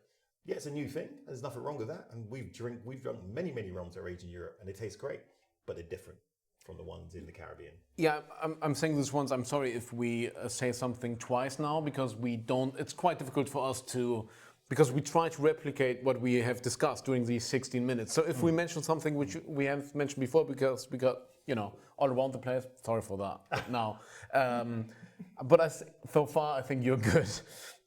Well, because you can see now we have different bottles. Yeah, because you brought over the Mount Gay Extra Old. Yes. And you were talking about, we were talking about pound for pound, one of the best rums in the world. Well, yeah, but the reason why I brought this over was I wanted to show, this is the old school Mount Gay Extra Old, which they finished, I think, 10 years ago, something like this. I have no idea. It went from extra old to XO, whatever. To XO, yeah, the XO label. And this quality, this bottle cost like 40 euros in a shop, and it's just amazing. It's such a good rum. Yeah, but 100%. My argument, I'm a big fan of Mount Gay. My argument I wanted to make is that we actually got Foursquare, which created the drama of Barbados rum. And now the island is profiting a lot from the image based on Foursquare. Yeah. Again, I love Mount Gay. It's nothing against Mount Gay. I appreciate them a lot, but they haven't managed to get this right. Yeah. And especially, they are the strong brand with like the strong big company behind them, but they didn't. I think again, one of the reasons why is because of companies like what Foursquare has done, and not only that, they also created brands that have been part of the evolution of premium rums as we see them today. And one of those brands is the Foursquare 2006. As we spoke about, the Foursquare 2006 in collaboration with Vellier really opened many people's eyes about what rums can be. Not only through taste-wise, through being a collectible, as well, being premium. There's only a small run of the rums. I think it was only like 2,500 bottles, 2,600 bottles, in fact, which meant the price went crazy. And people don't start saying, oh, Foursquare, Velier, we need to start buying more of these rums. And then it opened the doors for some of the other exceptional casks and the other Velier and Foursquare collaborations. So it made people look at Foursquare and Barbados in a way that they hadn't looked at Barbados before. So I understand what you're saying, that Foursquare has helped Mount Gay elevate it. It's about the trust for the word Barbados. Trust. Yeah, correct. Yes. Yeah, and I think that's important because if you ask anyone at Foursquare, especially Richard, I don't think they're doing, and they've elevated or done what they've done with Foursquare rum for Foursquare. They've done it because they wanted to create great Barbados rum. Yeah, it just happens to be in St. Philip's and it happens to be at Foursquare as such, and that's naturally helped Barbados as a category. It's helped elevate even brands like St. Nicholas Abbey, as such, because not much people know about St. Nicholas Abbey or have even been there. The first bottlings have been from Foursquare as well. Yeah, before they started making their own it's on the label. They wrote it on the back. Correct. Yeah. Before they started making their own rums, they bought Foursquare rums and started what's called aging it, and then aging it at their facilities and doing there. So got a little help, a little starting push. But you're right. It's a case of Foursquare has done a lot, not only to elevate Barbados rum, but also rums in general. Yes. Rums and premium rums in general. For me, Foursquare is one of the biggest, most important. Foursquare has one of the most important roles, or basically the work they did gives a lot of credit to the rum industry, like to credit get and credibility. Yes, exactly. Yeah, to get that image out of like you can do everything with rum. It's always with sugar and stuff, and that dry and pure, very transparent, like aggressive, transparent style. They changed like the view on rum. Where this is basically for now for many people like the classic rum, you know, like it's a rummy rum. Yeah, they were the ones. They were the ones that actually went head on against the, and dare I say it, there's the Kappas of the world, the Diplomaticos of the world, as such. That I mean, for all their fans, they knew. Well, not all of them knew, but the fans were really brought to the table because of the sweetness or the sweetenness of those particular products, as such, where the Foursquare rums came in from a different angle. They came with purity and authenticity of that particular style of rum. And when I used to talk about rums to a wide audience, and I would have on my tasting mats, I'd have some Foursquares and I would have a Diplomatico on there, I would openly say, this rum here, as a Diplomatico, has been sweetened. And they would be happy for me to say that because they weren't going to run away from that. Yes, they were talking about they aged their sugars and they aged their rums and blended in because they were talking about dosage and boisé and things like that of rum and that. So they openly would admit that because that was the Venezuelan style. And that's when I started saying, you know what?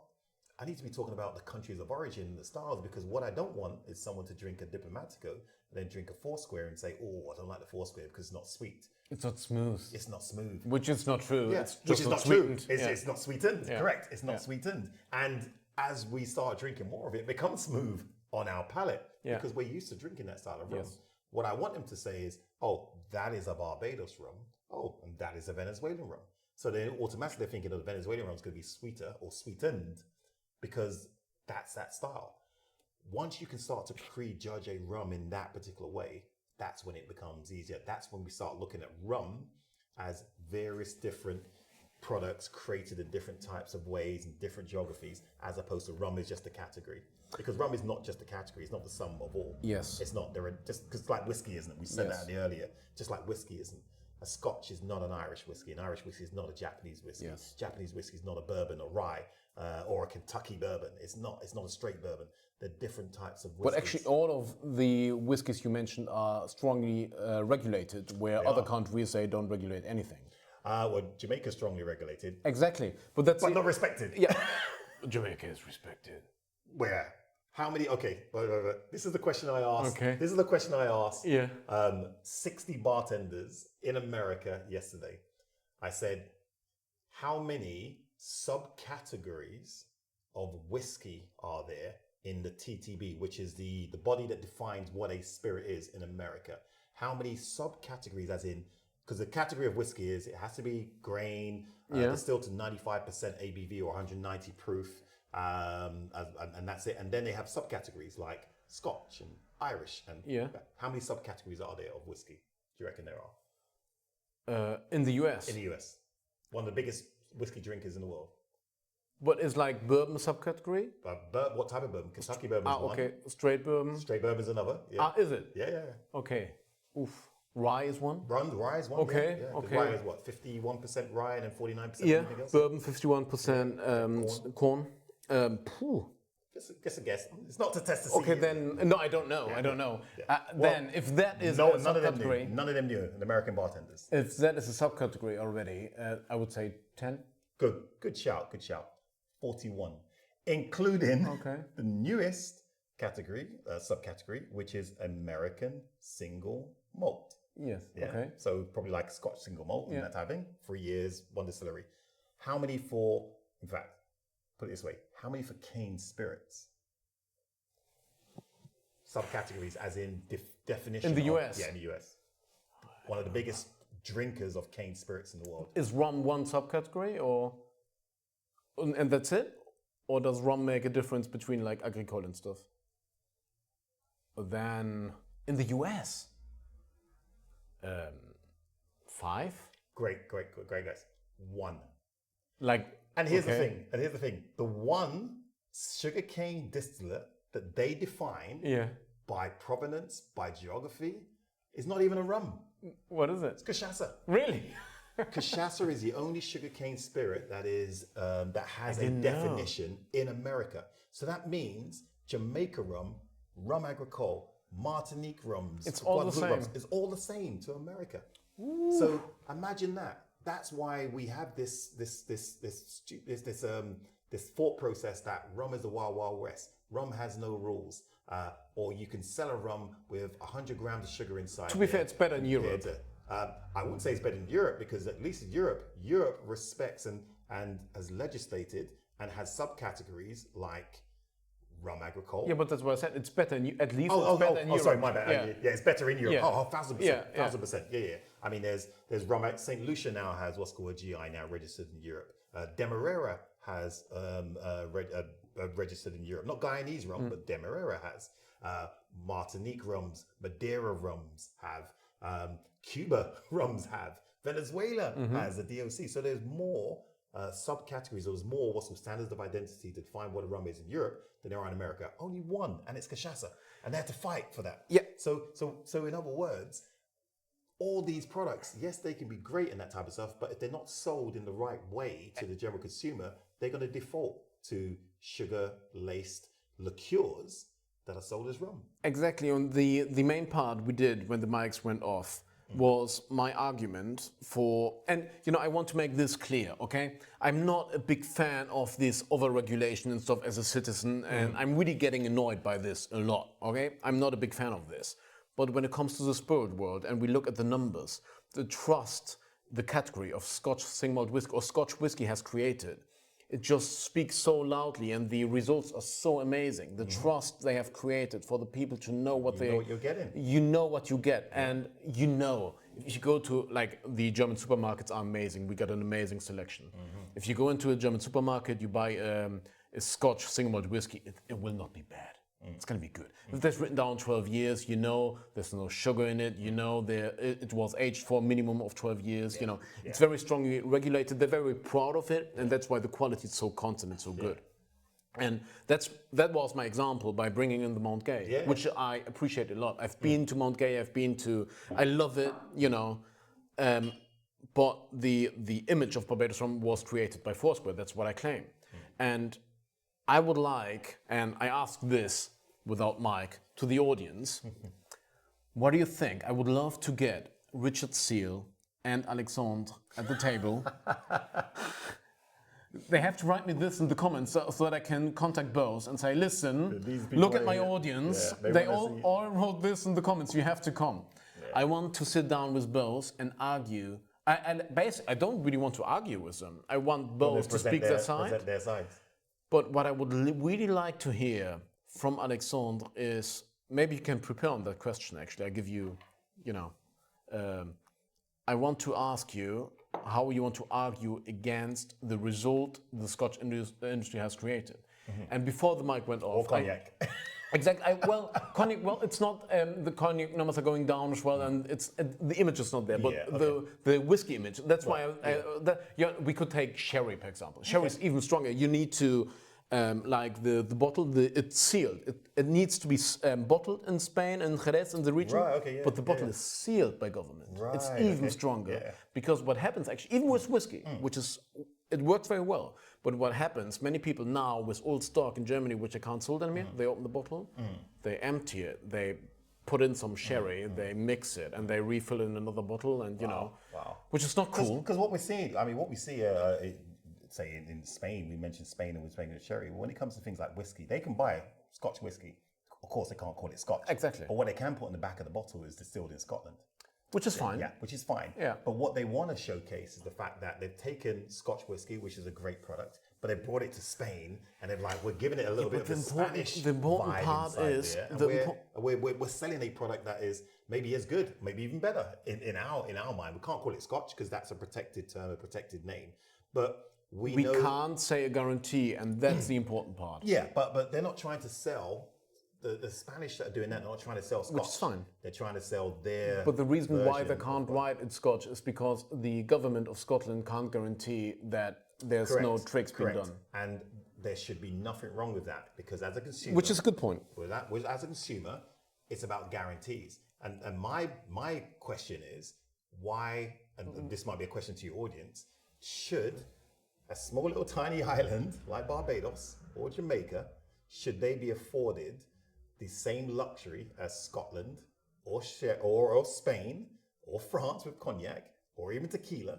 Should they be afforded the same type of luxury where they determine and they tell you what their spirit is? Because at the moment, it's not happening.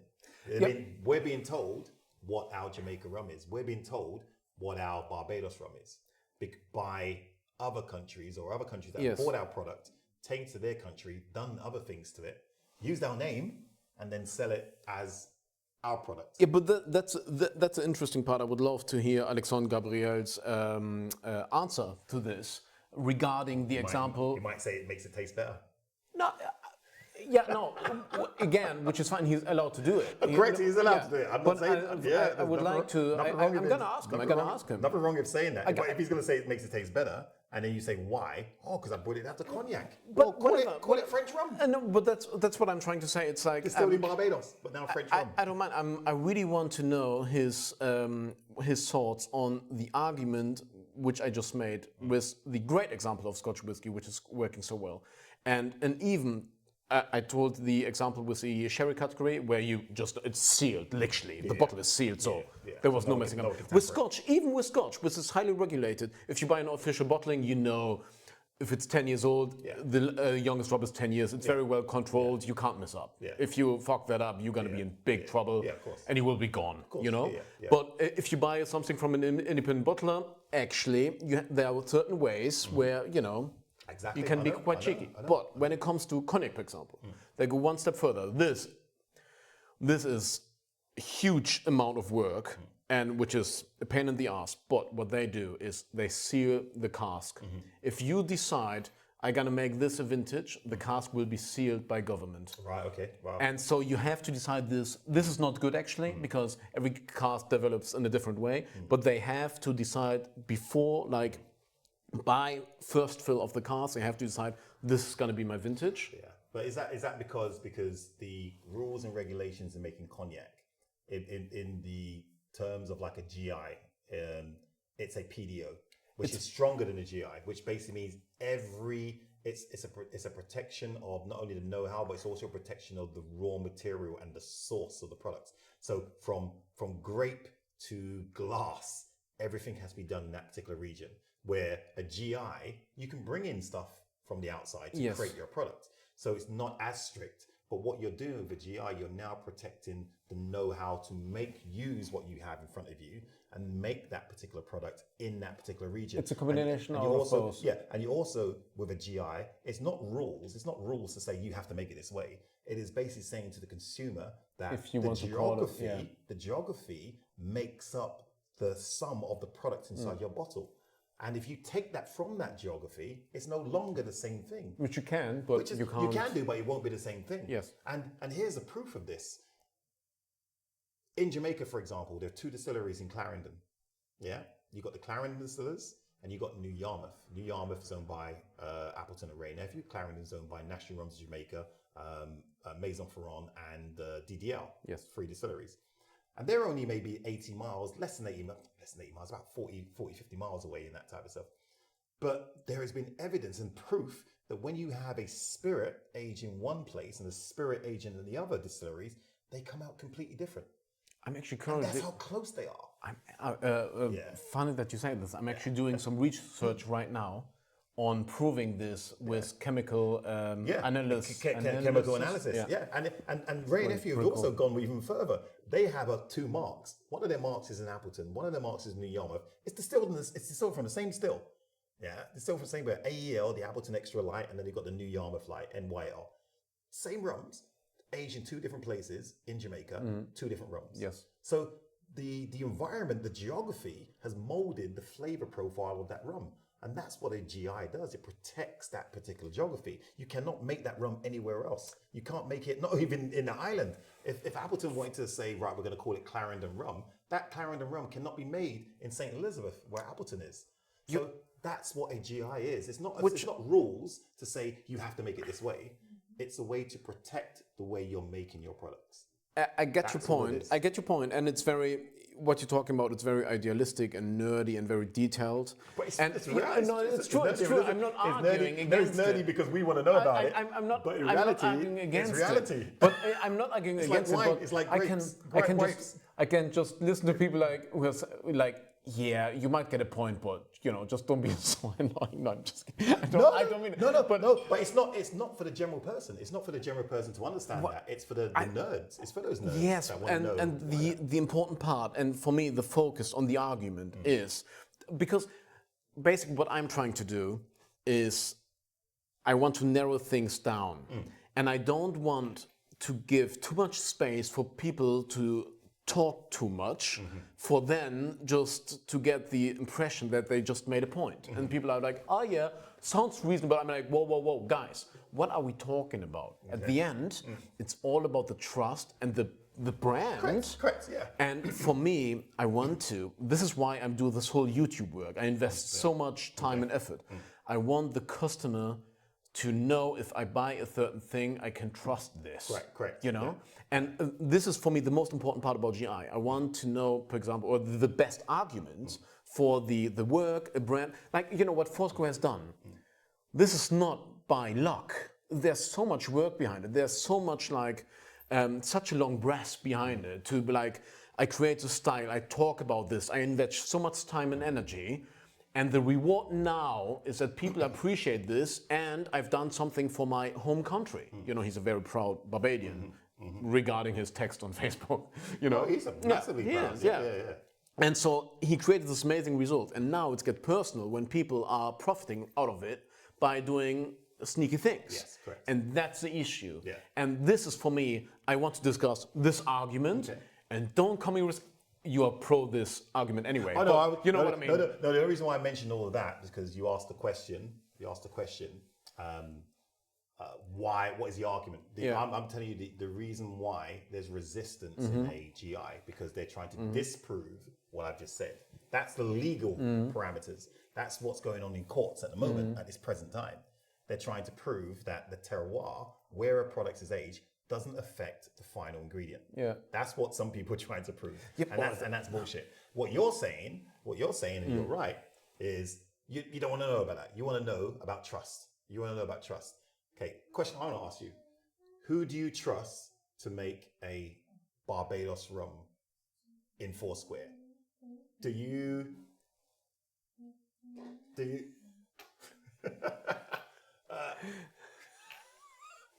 So we've got some noise in the background here. So question I want to ask you is, who do you trust to make a Barbados rum? Maybe from St. Philip's. Do you trust a Barbadian from St. Philip's? Or do you trust a Jamaican that lives in Scotland to make your Barbados St. Philip's rum. Really? No. Who do you trust? You're talking about trust? Both. Sorry? You can't ask me this question. I'm a German guy who wants to go to different countries to make rum all around the world. I'm not gonna say only the local one. No. I'm not saying which one's better. I didn't say it's better. You said about trust. You want to know about trust. You want to know what Barbados stands for on a rum bottle. Barbados rum. You want to know what Jamaica rum stands for. You want to know what cognac stands for. You want to know what Scotch whiskey stands for. You want to know what Irish whiskey stands for. It stands for the trust, the know-how, and the knowledge of the locals, the people that make that product. That's what it stands for.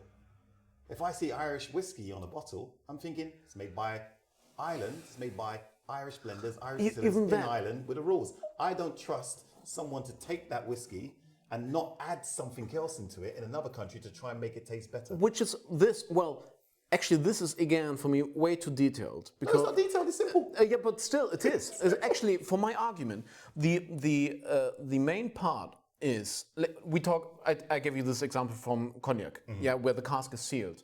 Because to be honest, this is the only way how you can guarantee that this is only the vintage. That's my point. And which is great. I really don't, I have a huge cask storage. I really don't want the cask to be sealed, but I have to say, you need to build a trust as a brand, as a country, as a regulation. How has that been built over the years? Exactly, I agree with that. But I don't want to get into your argument because I don't want to lose the focus on what is important. And the only thing that is important, we both agree anyway. But I'm just, I don't want to give excuses or distractions from the main point. I want the people to answer. I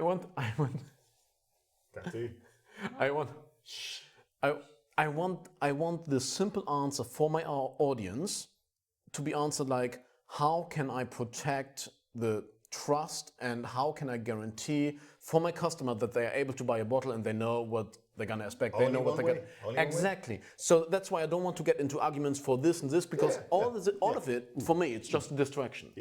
Just tell me how can I recreate the amazing image of cognac vintage, of the image of single malt whiskey in Scotland, because there we got the results. And you can't argue against these numbers because we can see in the numbers, we can see in the trust of the people regarding their whiskey, regarding their vintage cognacs and stuff. Well, I mean, the only way to do that is to have a strong indication of where the product is from. And and what that stands for, I don't care. As long as it's something that people want, Like, for example, we just talked about the argument with, or the like Venezuelan rum, which is more sweeter and whatever.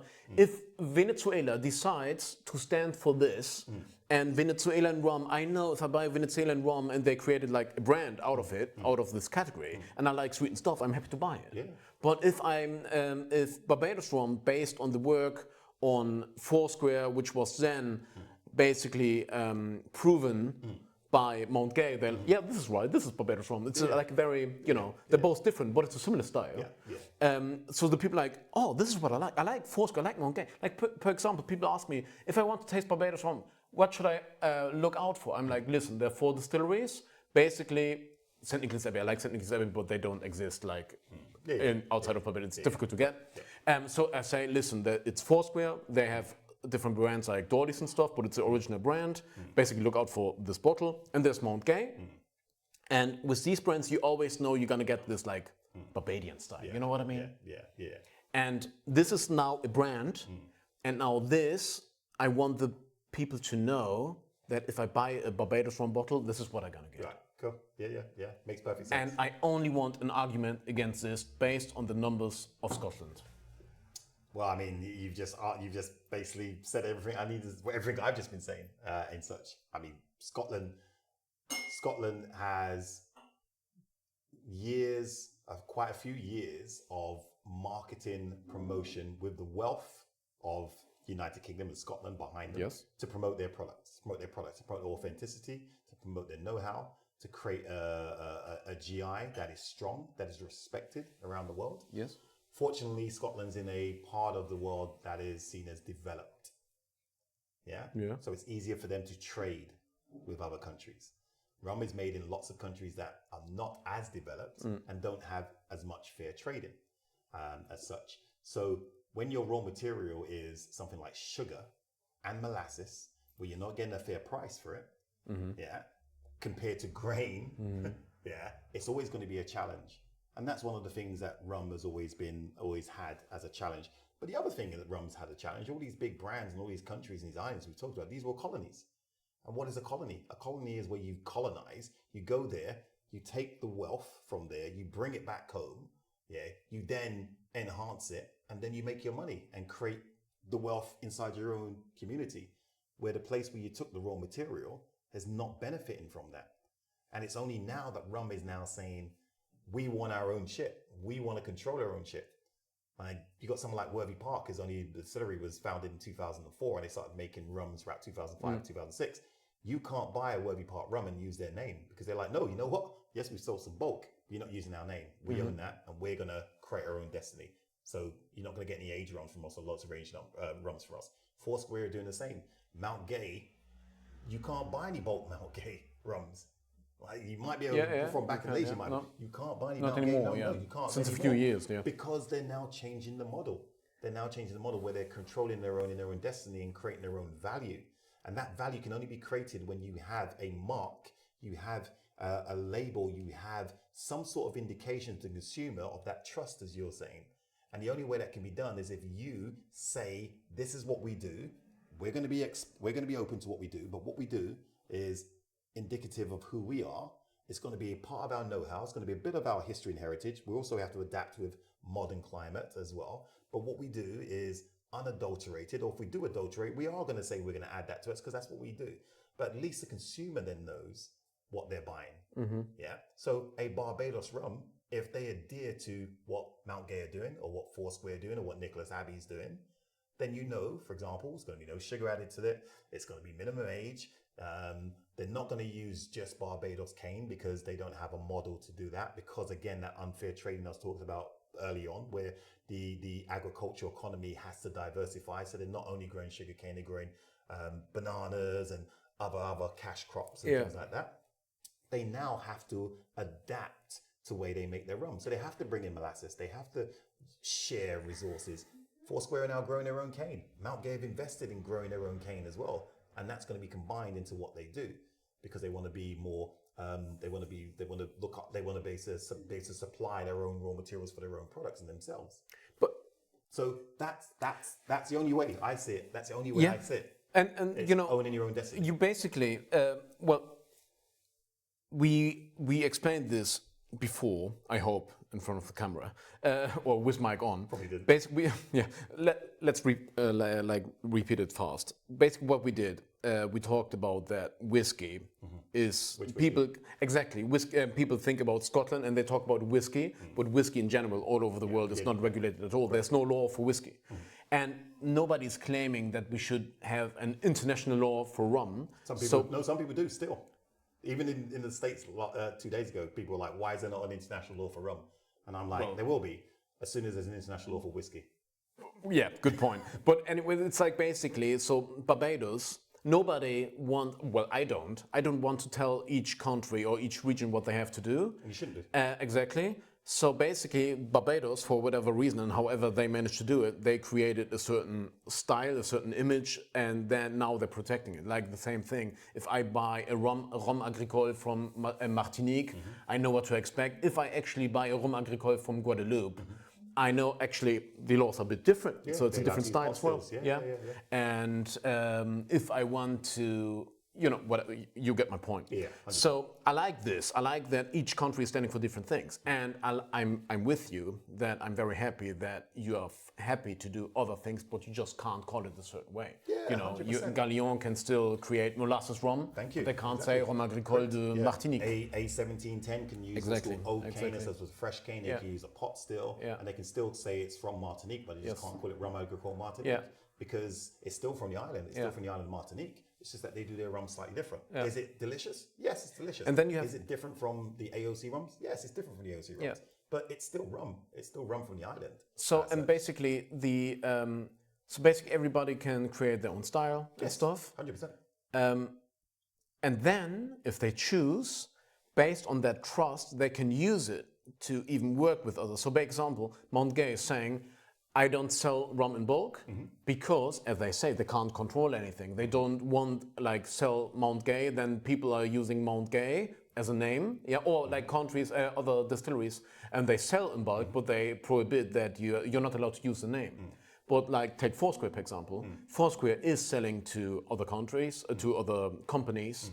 They sell it so that Foursquare is not able to control what's going on. If Foursquare sells to Maine or to Share, you know, he has no control whatsoever. But the only thing he controls is the brand Foursquare. So basically, he makes sure that nobody's using Foursquare. That name, But then he chooses, for example, okay, Ian, I trust you. You are allowed to communicate that it's made with Foursquare rum, whatever. But then it's his choice based on trust. Exactly. And we always come back to the trust. And he created the brand where I know if there's like, you know, Foursquare, or if it's an official Foursquare Villiers bottling, I know it's like a typical Foursquare. I know that Luca wasn't there like, you know, adding anything because Villiers has created the brand, the trust, Foursquare has done it, so I know what to expect. And this is so valuable.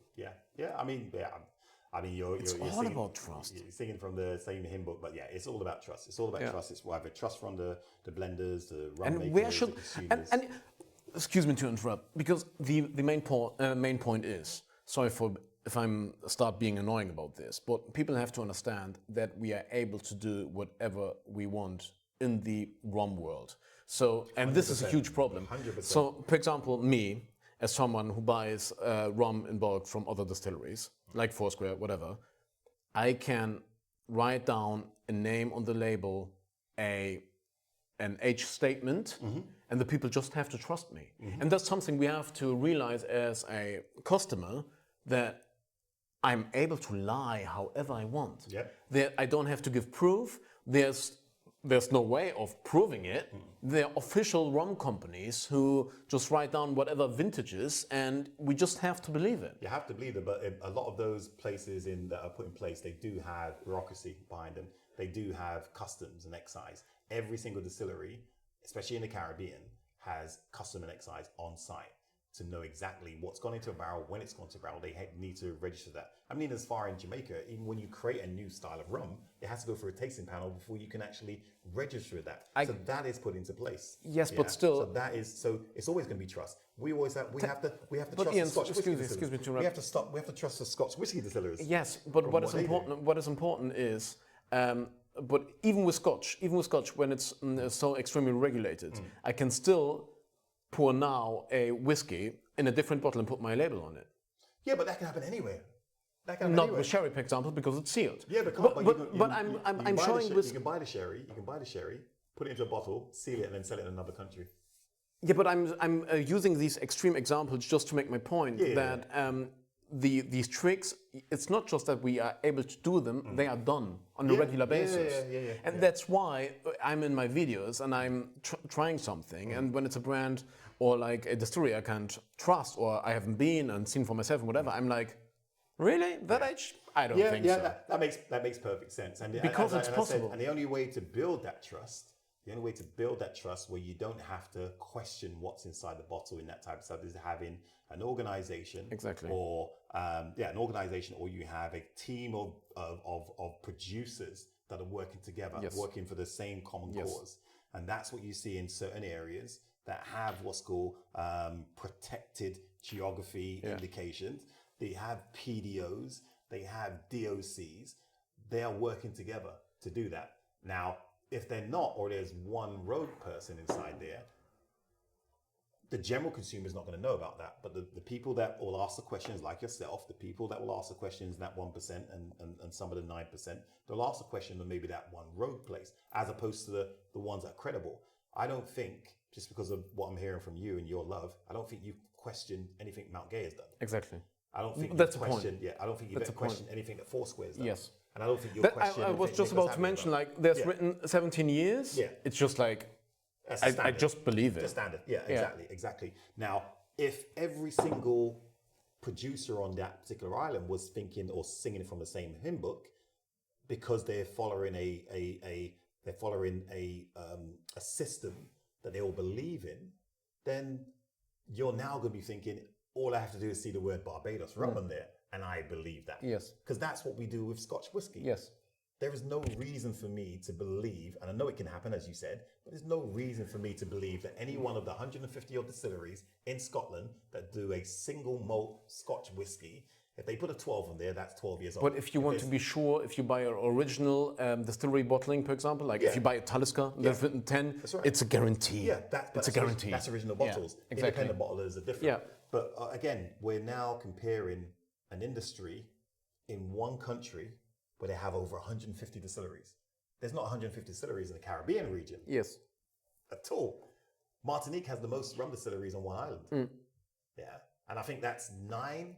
But I really want to, I have to say this again. We're getting into the apple and pear parts here in that ideology. I'm going to be the very annoying part. If we manage to get this, if we get enough comments about let's make a discussion with Alexander and Richard, I'm going to be this very annoying guy in the middle.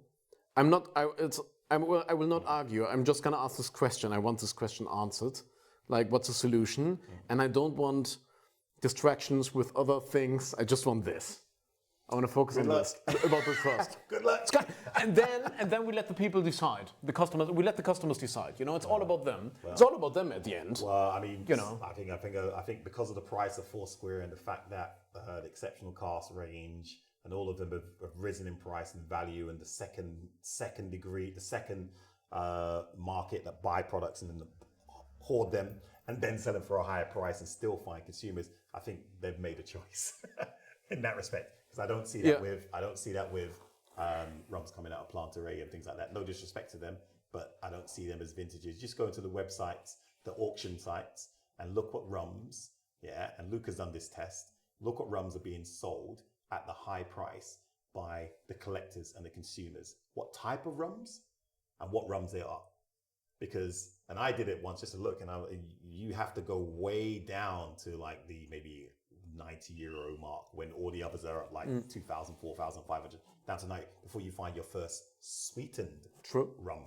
True, yeah. Let alone rums from not reputable distillers. So that's the market saying something. They want rums that remind them of Scotch. They want rums that remind them of bourbon. They want unadulterated products. Now, again, I'm not saying the rums that have been sweetened are bad, but if you're looking at that market and you're asking them to ask a question, they're using their pockets, they're using their pounds, their euros, and their dollars to answer that question. Yeah. These are the rums we are prepared to buy and pay and invest in.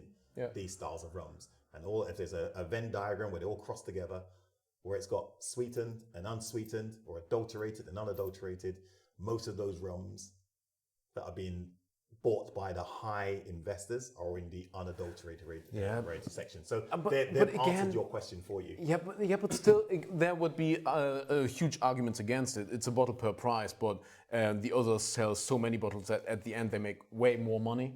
You see? Oh, I wouldn't say way more money, because there's loss leaders. There's a thing called loss leaders, where you sell a lot of products, especially at a low price. And what that does, it then finances some of your bottles that you want to sell at a higher price. And the higher price bottles you have are very small in product. But they're not doing 20,000, 30,000 runs of these really high end. But you see again, I see that with with Foursquare. But you see again how we lose ourselves in the next topic and the next topic, and that's again why I want this discussion to be focused on this one topic, or the one. Yeah, argument. That's for you to get the two people. That's really what I really want. I would love. I'm just here as a rum drinker, just drinking. Well, I would love that. Free rum, but it's nearly finished. I would love We've that. been talking for nearly 3 hours now, so. Yeah. No, that would be that would be. If I don't manage to get them both at the table, I ask them separately, at least. Yeah. But both would be better. That would be nice. Yeah, that would be nice. Yeah, I'm gonna be in Barbados soon, so I'm gonna meet with Richard anyway, and maybe Alexander. Alexander, if you're there, let's meet. Otherwise, I come to see you in France. I'm in the French region quite often because of course you'll see my cognac and Armagnac. Yeah. An amazing range you have here. Yeah, thank you. Yeah. That's an emotional topic actually. Yeah. No. Yeah. And finally. Let's talk about your rum and about your book. And finally, this is my first book. Just in case you want to have a really nice, easy read about the category of rum, all different styles of rum. Present in the second camera. There you go. With that one? This one. That one. There you go. There we go. Rum, a tasting course by Ian Burrell. Has some amazing stories in there. Talks about the culture of rum. Let me just open the first part. Oh, look, see, timeline of Navy rum. That's the first page it came up to. If you want to talk about that, we talk about what do we talk about? We talk about what is rum. I mean, the official definitions, legal definitions, but more importantly, the cultural definitions. These are some of the legal terms that we talk about. Like some countries, it has to be 40% alcohol by volume. Some areas, 37.5. Some are 43. Talk about the cultural definitions, because in different countries around the world, there are cane spirits that are very similar to rum. So aguardiente, clarin, and aguardiente de cana, and batavia arak, and grogu. These are not rum. Cachaça, they're not rum. They're cane spirits, but they're very, very similar to rum. So it's getting people to understand the cultural definitions of rum. I mean, even moonshine. These are under the counter stuff. Under the counter stuff. Yeah. But anyway, I don't want to show you too much because I want you to buy the book. But you get it in all good and bad bookstores. In which languages? Yes, it is in English, but recently, that fell off. Got a mic on it. It is in English, but recently they've just done one in German and they've done one in Italian. Wow, amazing. Nice. I don't even speak German or Italian. Nein, speak nicht Deutsch. But yeah, it's in English, it's in Italian, it's in German. But anyway, that's my plug. Nice. Yeah, well, thank you, Ian. Thank you for being here and having this talk about everything. No, thank you. Yeah, it's been an experience, and we drank some really good rums and some expensive rums as well. Yeah, enjoyed that. Well, thanks for having me, and happy to come back and do a follow up, because I know there's some questions and there'll be some people asking some stuff. So yeah, I was just about to say, like, this time we just went right in and we just talked and went quite emotional, especially me, and we just argued a bit. So now we're gonna. Yeah, but in a good way. We just. I mean, we stand for this. Ideas. We stand. I think it's fair to say that we stay for the same thing, but we just discussed both ideas, both sides, it's just to make the argument. It's always good to have a good balance argument or a good balance conversation about both sides. And especially just to talk about the other side as well, for just to represent these ideas as well, for the audience to understand both sides, basically. 100%. So yeah, next time we're gonna let the audience decide a bit about the things they're more interested in. So if there's anything we should discuss next, we're more than happy to do that. You want me back? You want me to come back? You want me to come back? Yeah. Just give three things you want me to come and talk about next time I'm here inside the studio. Just let me know next time you're here. Yeah. Exactly. Yeah. Sounds good. All right, great. Well, guys, thank you for watching, and see you next time. Come on. Yeah, sounds good.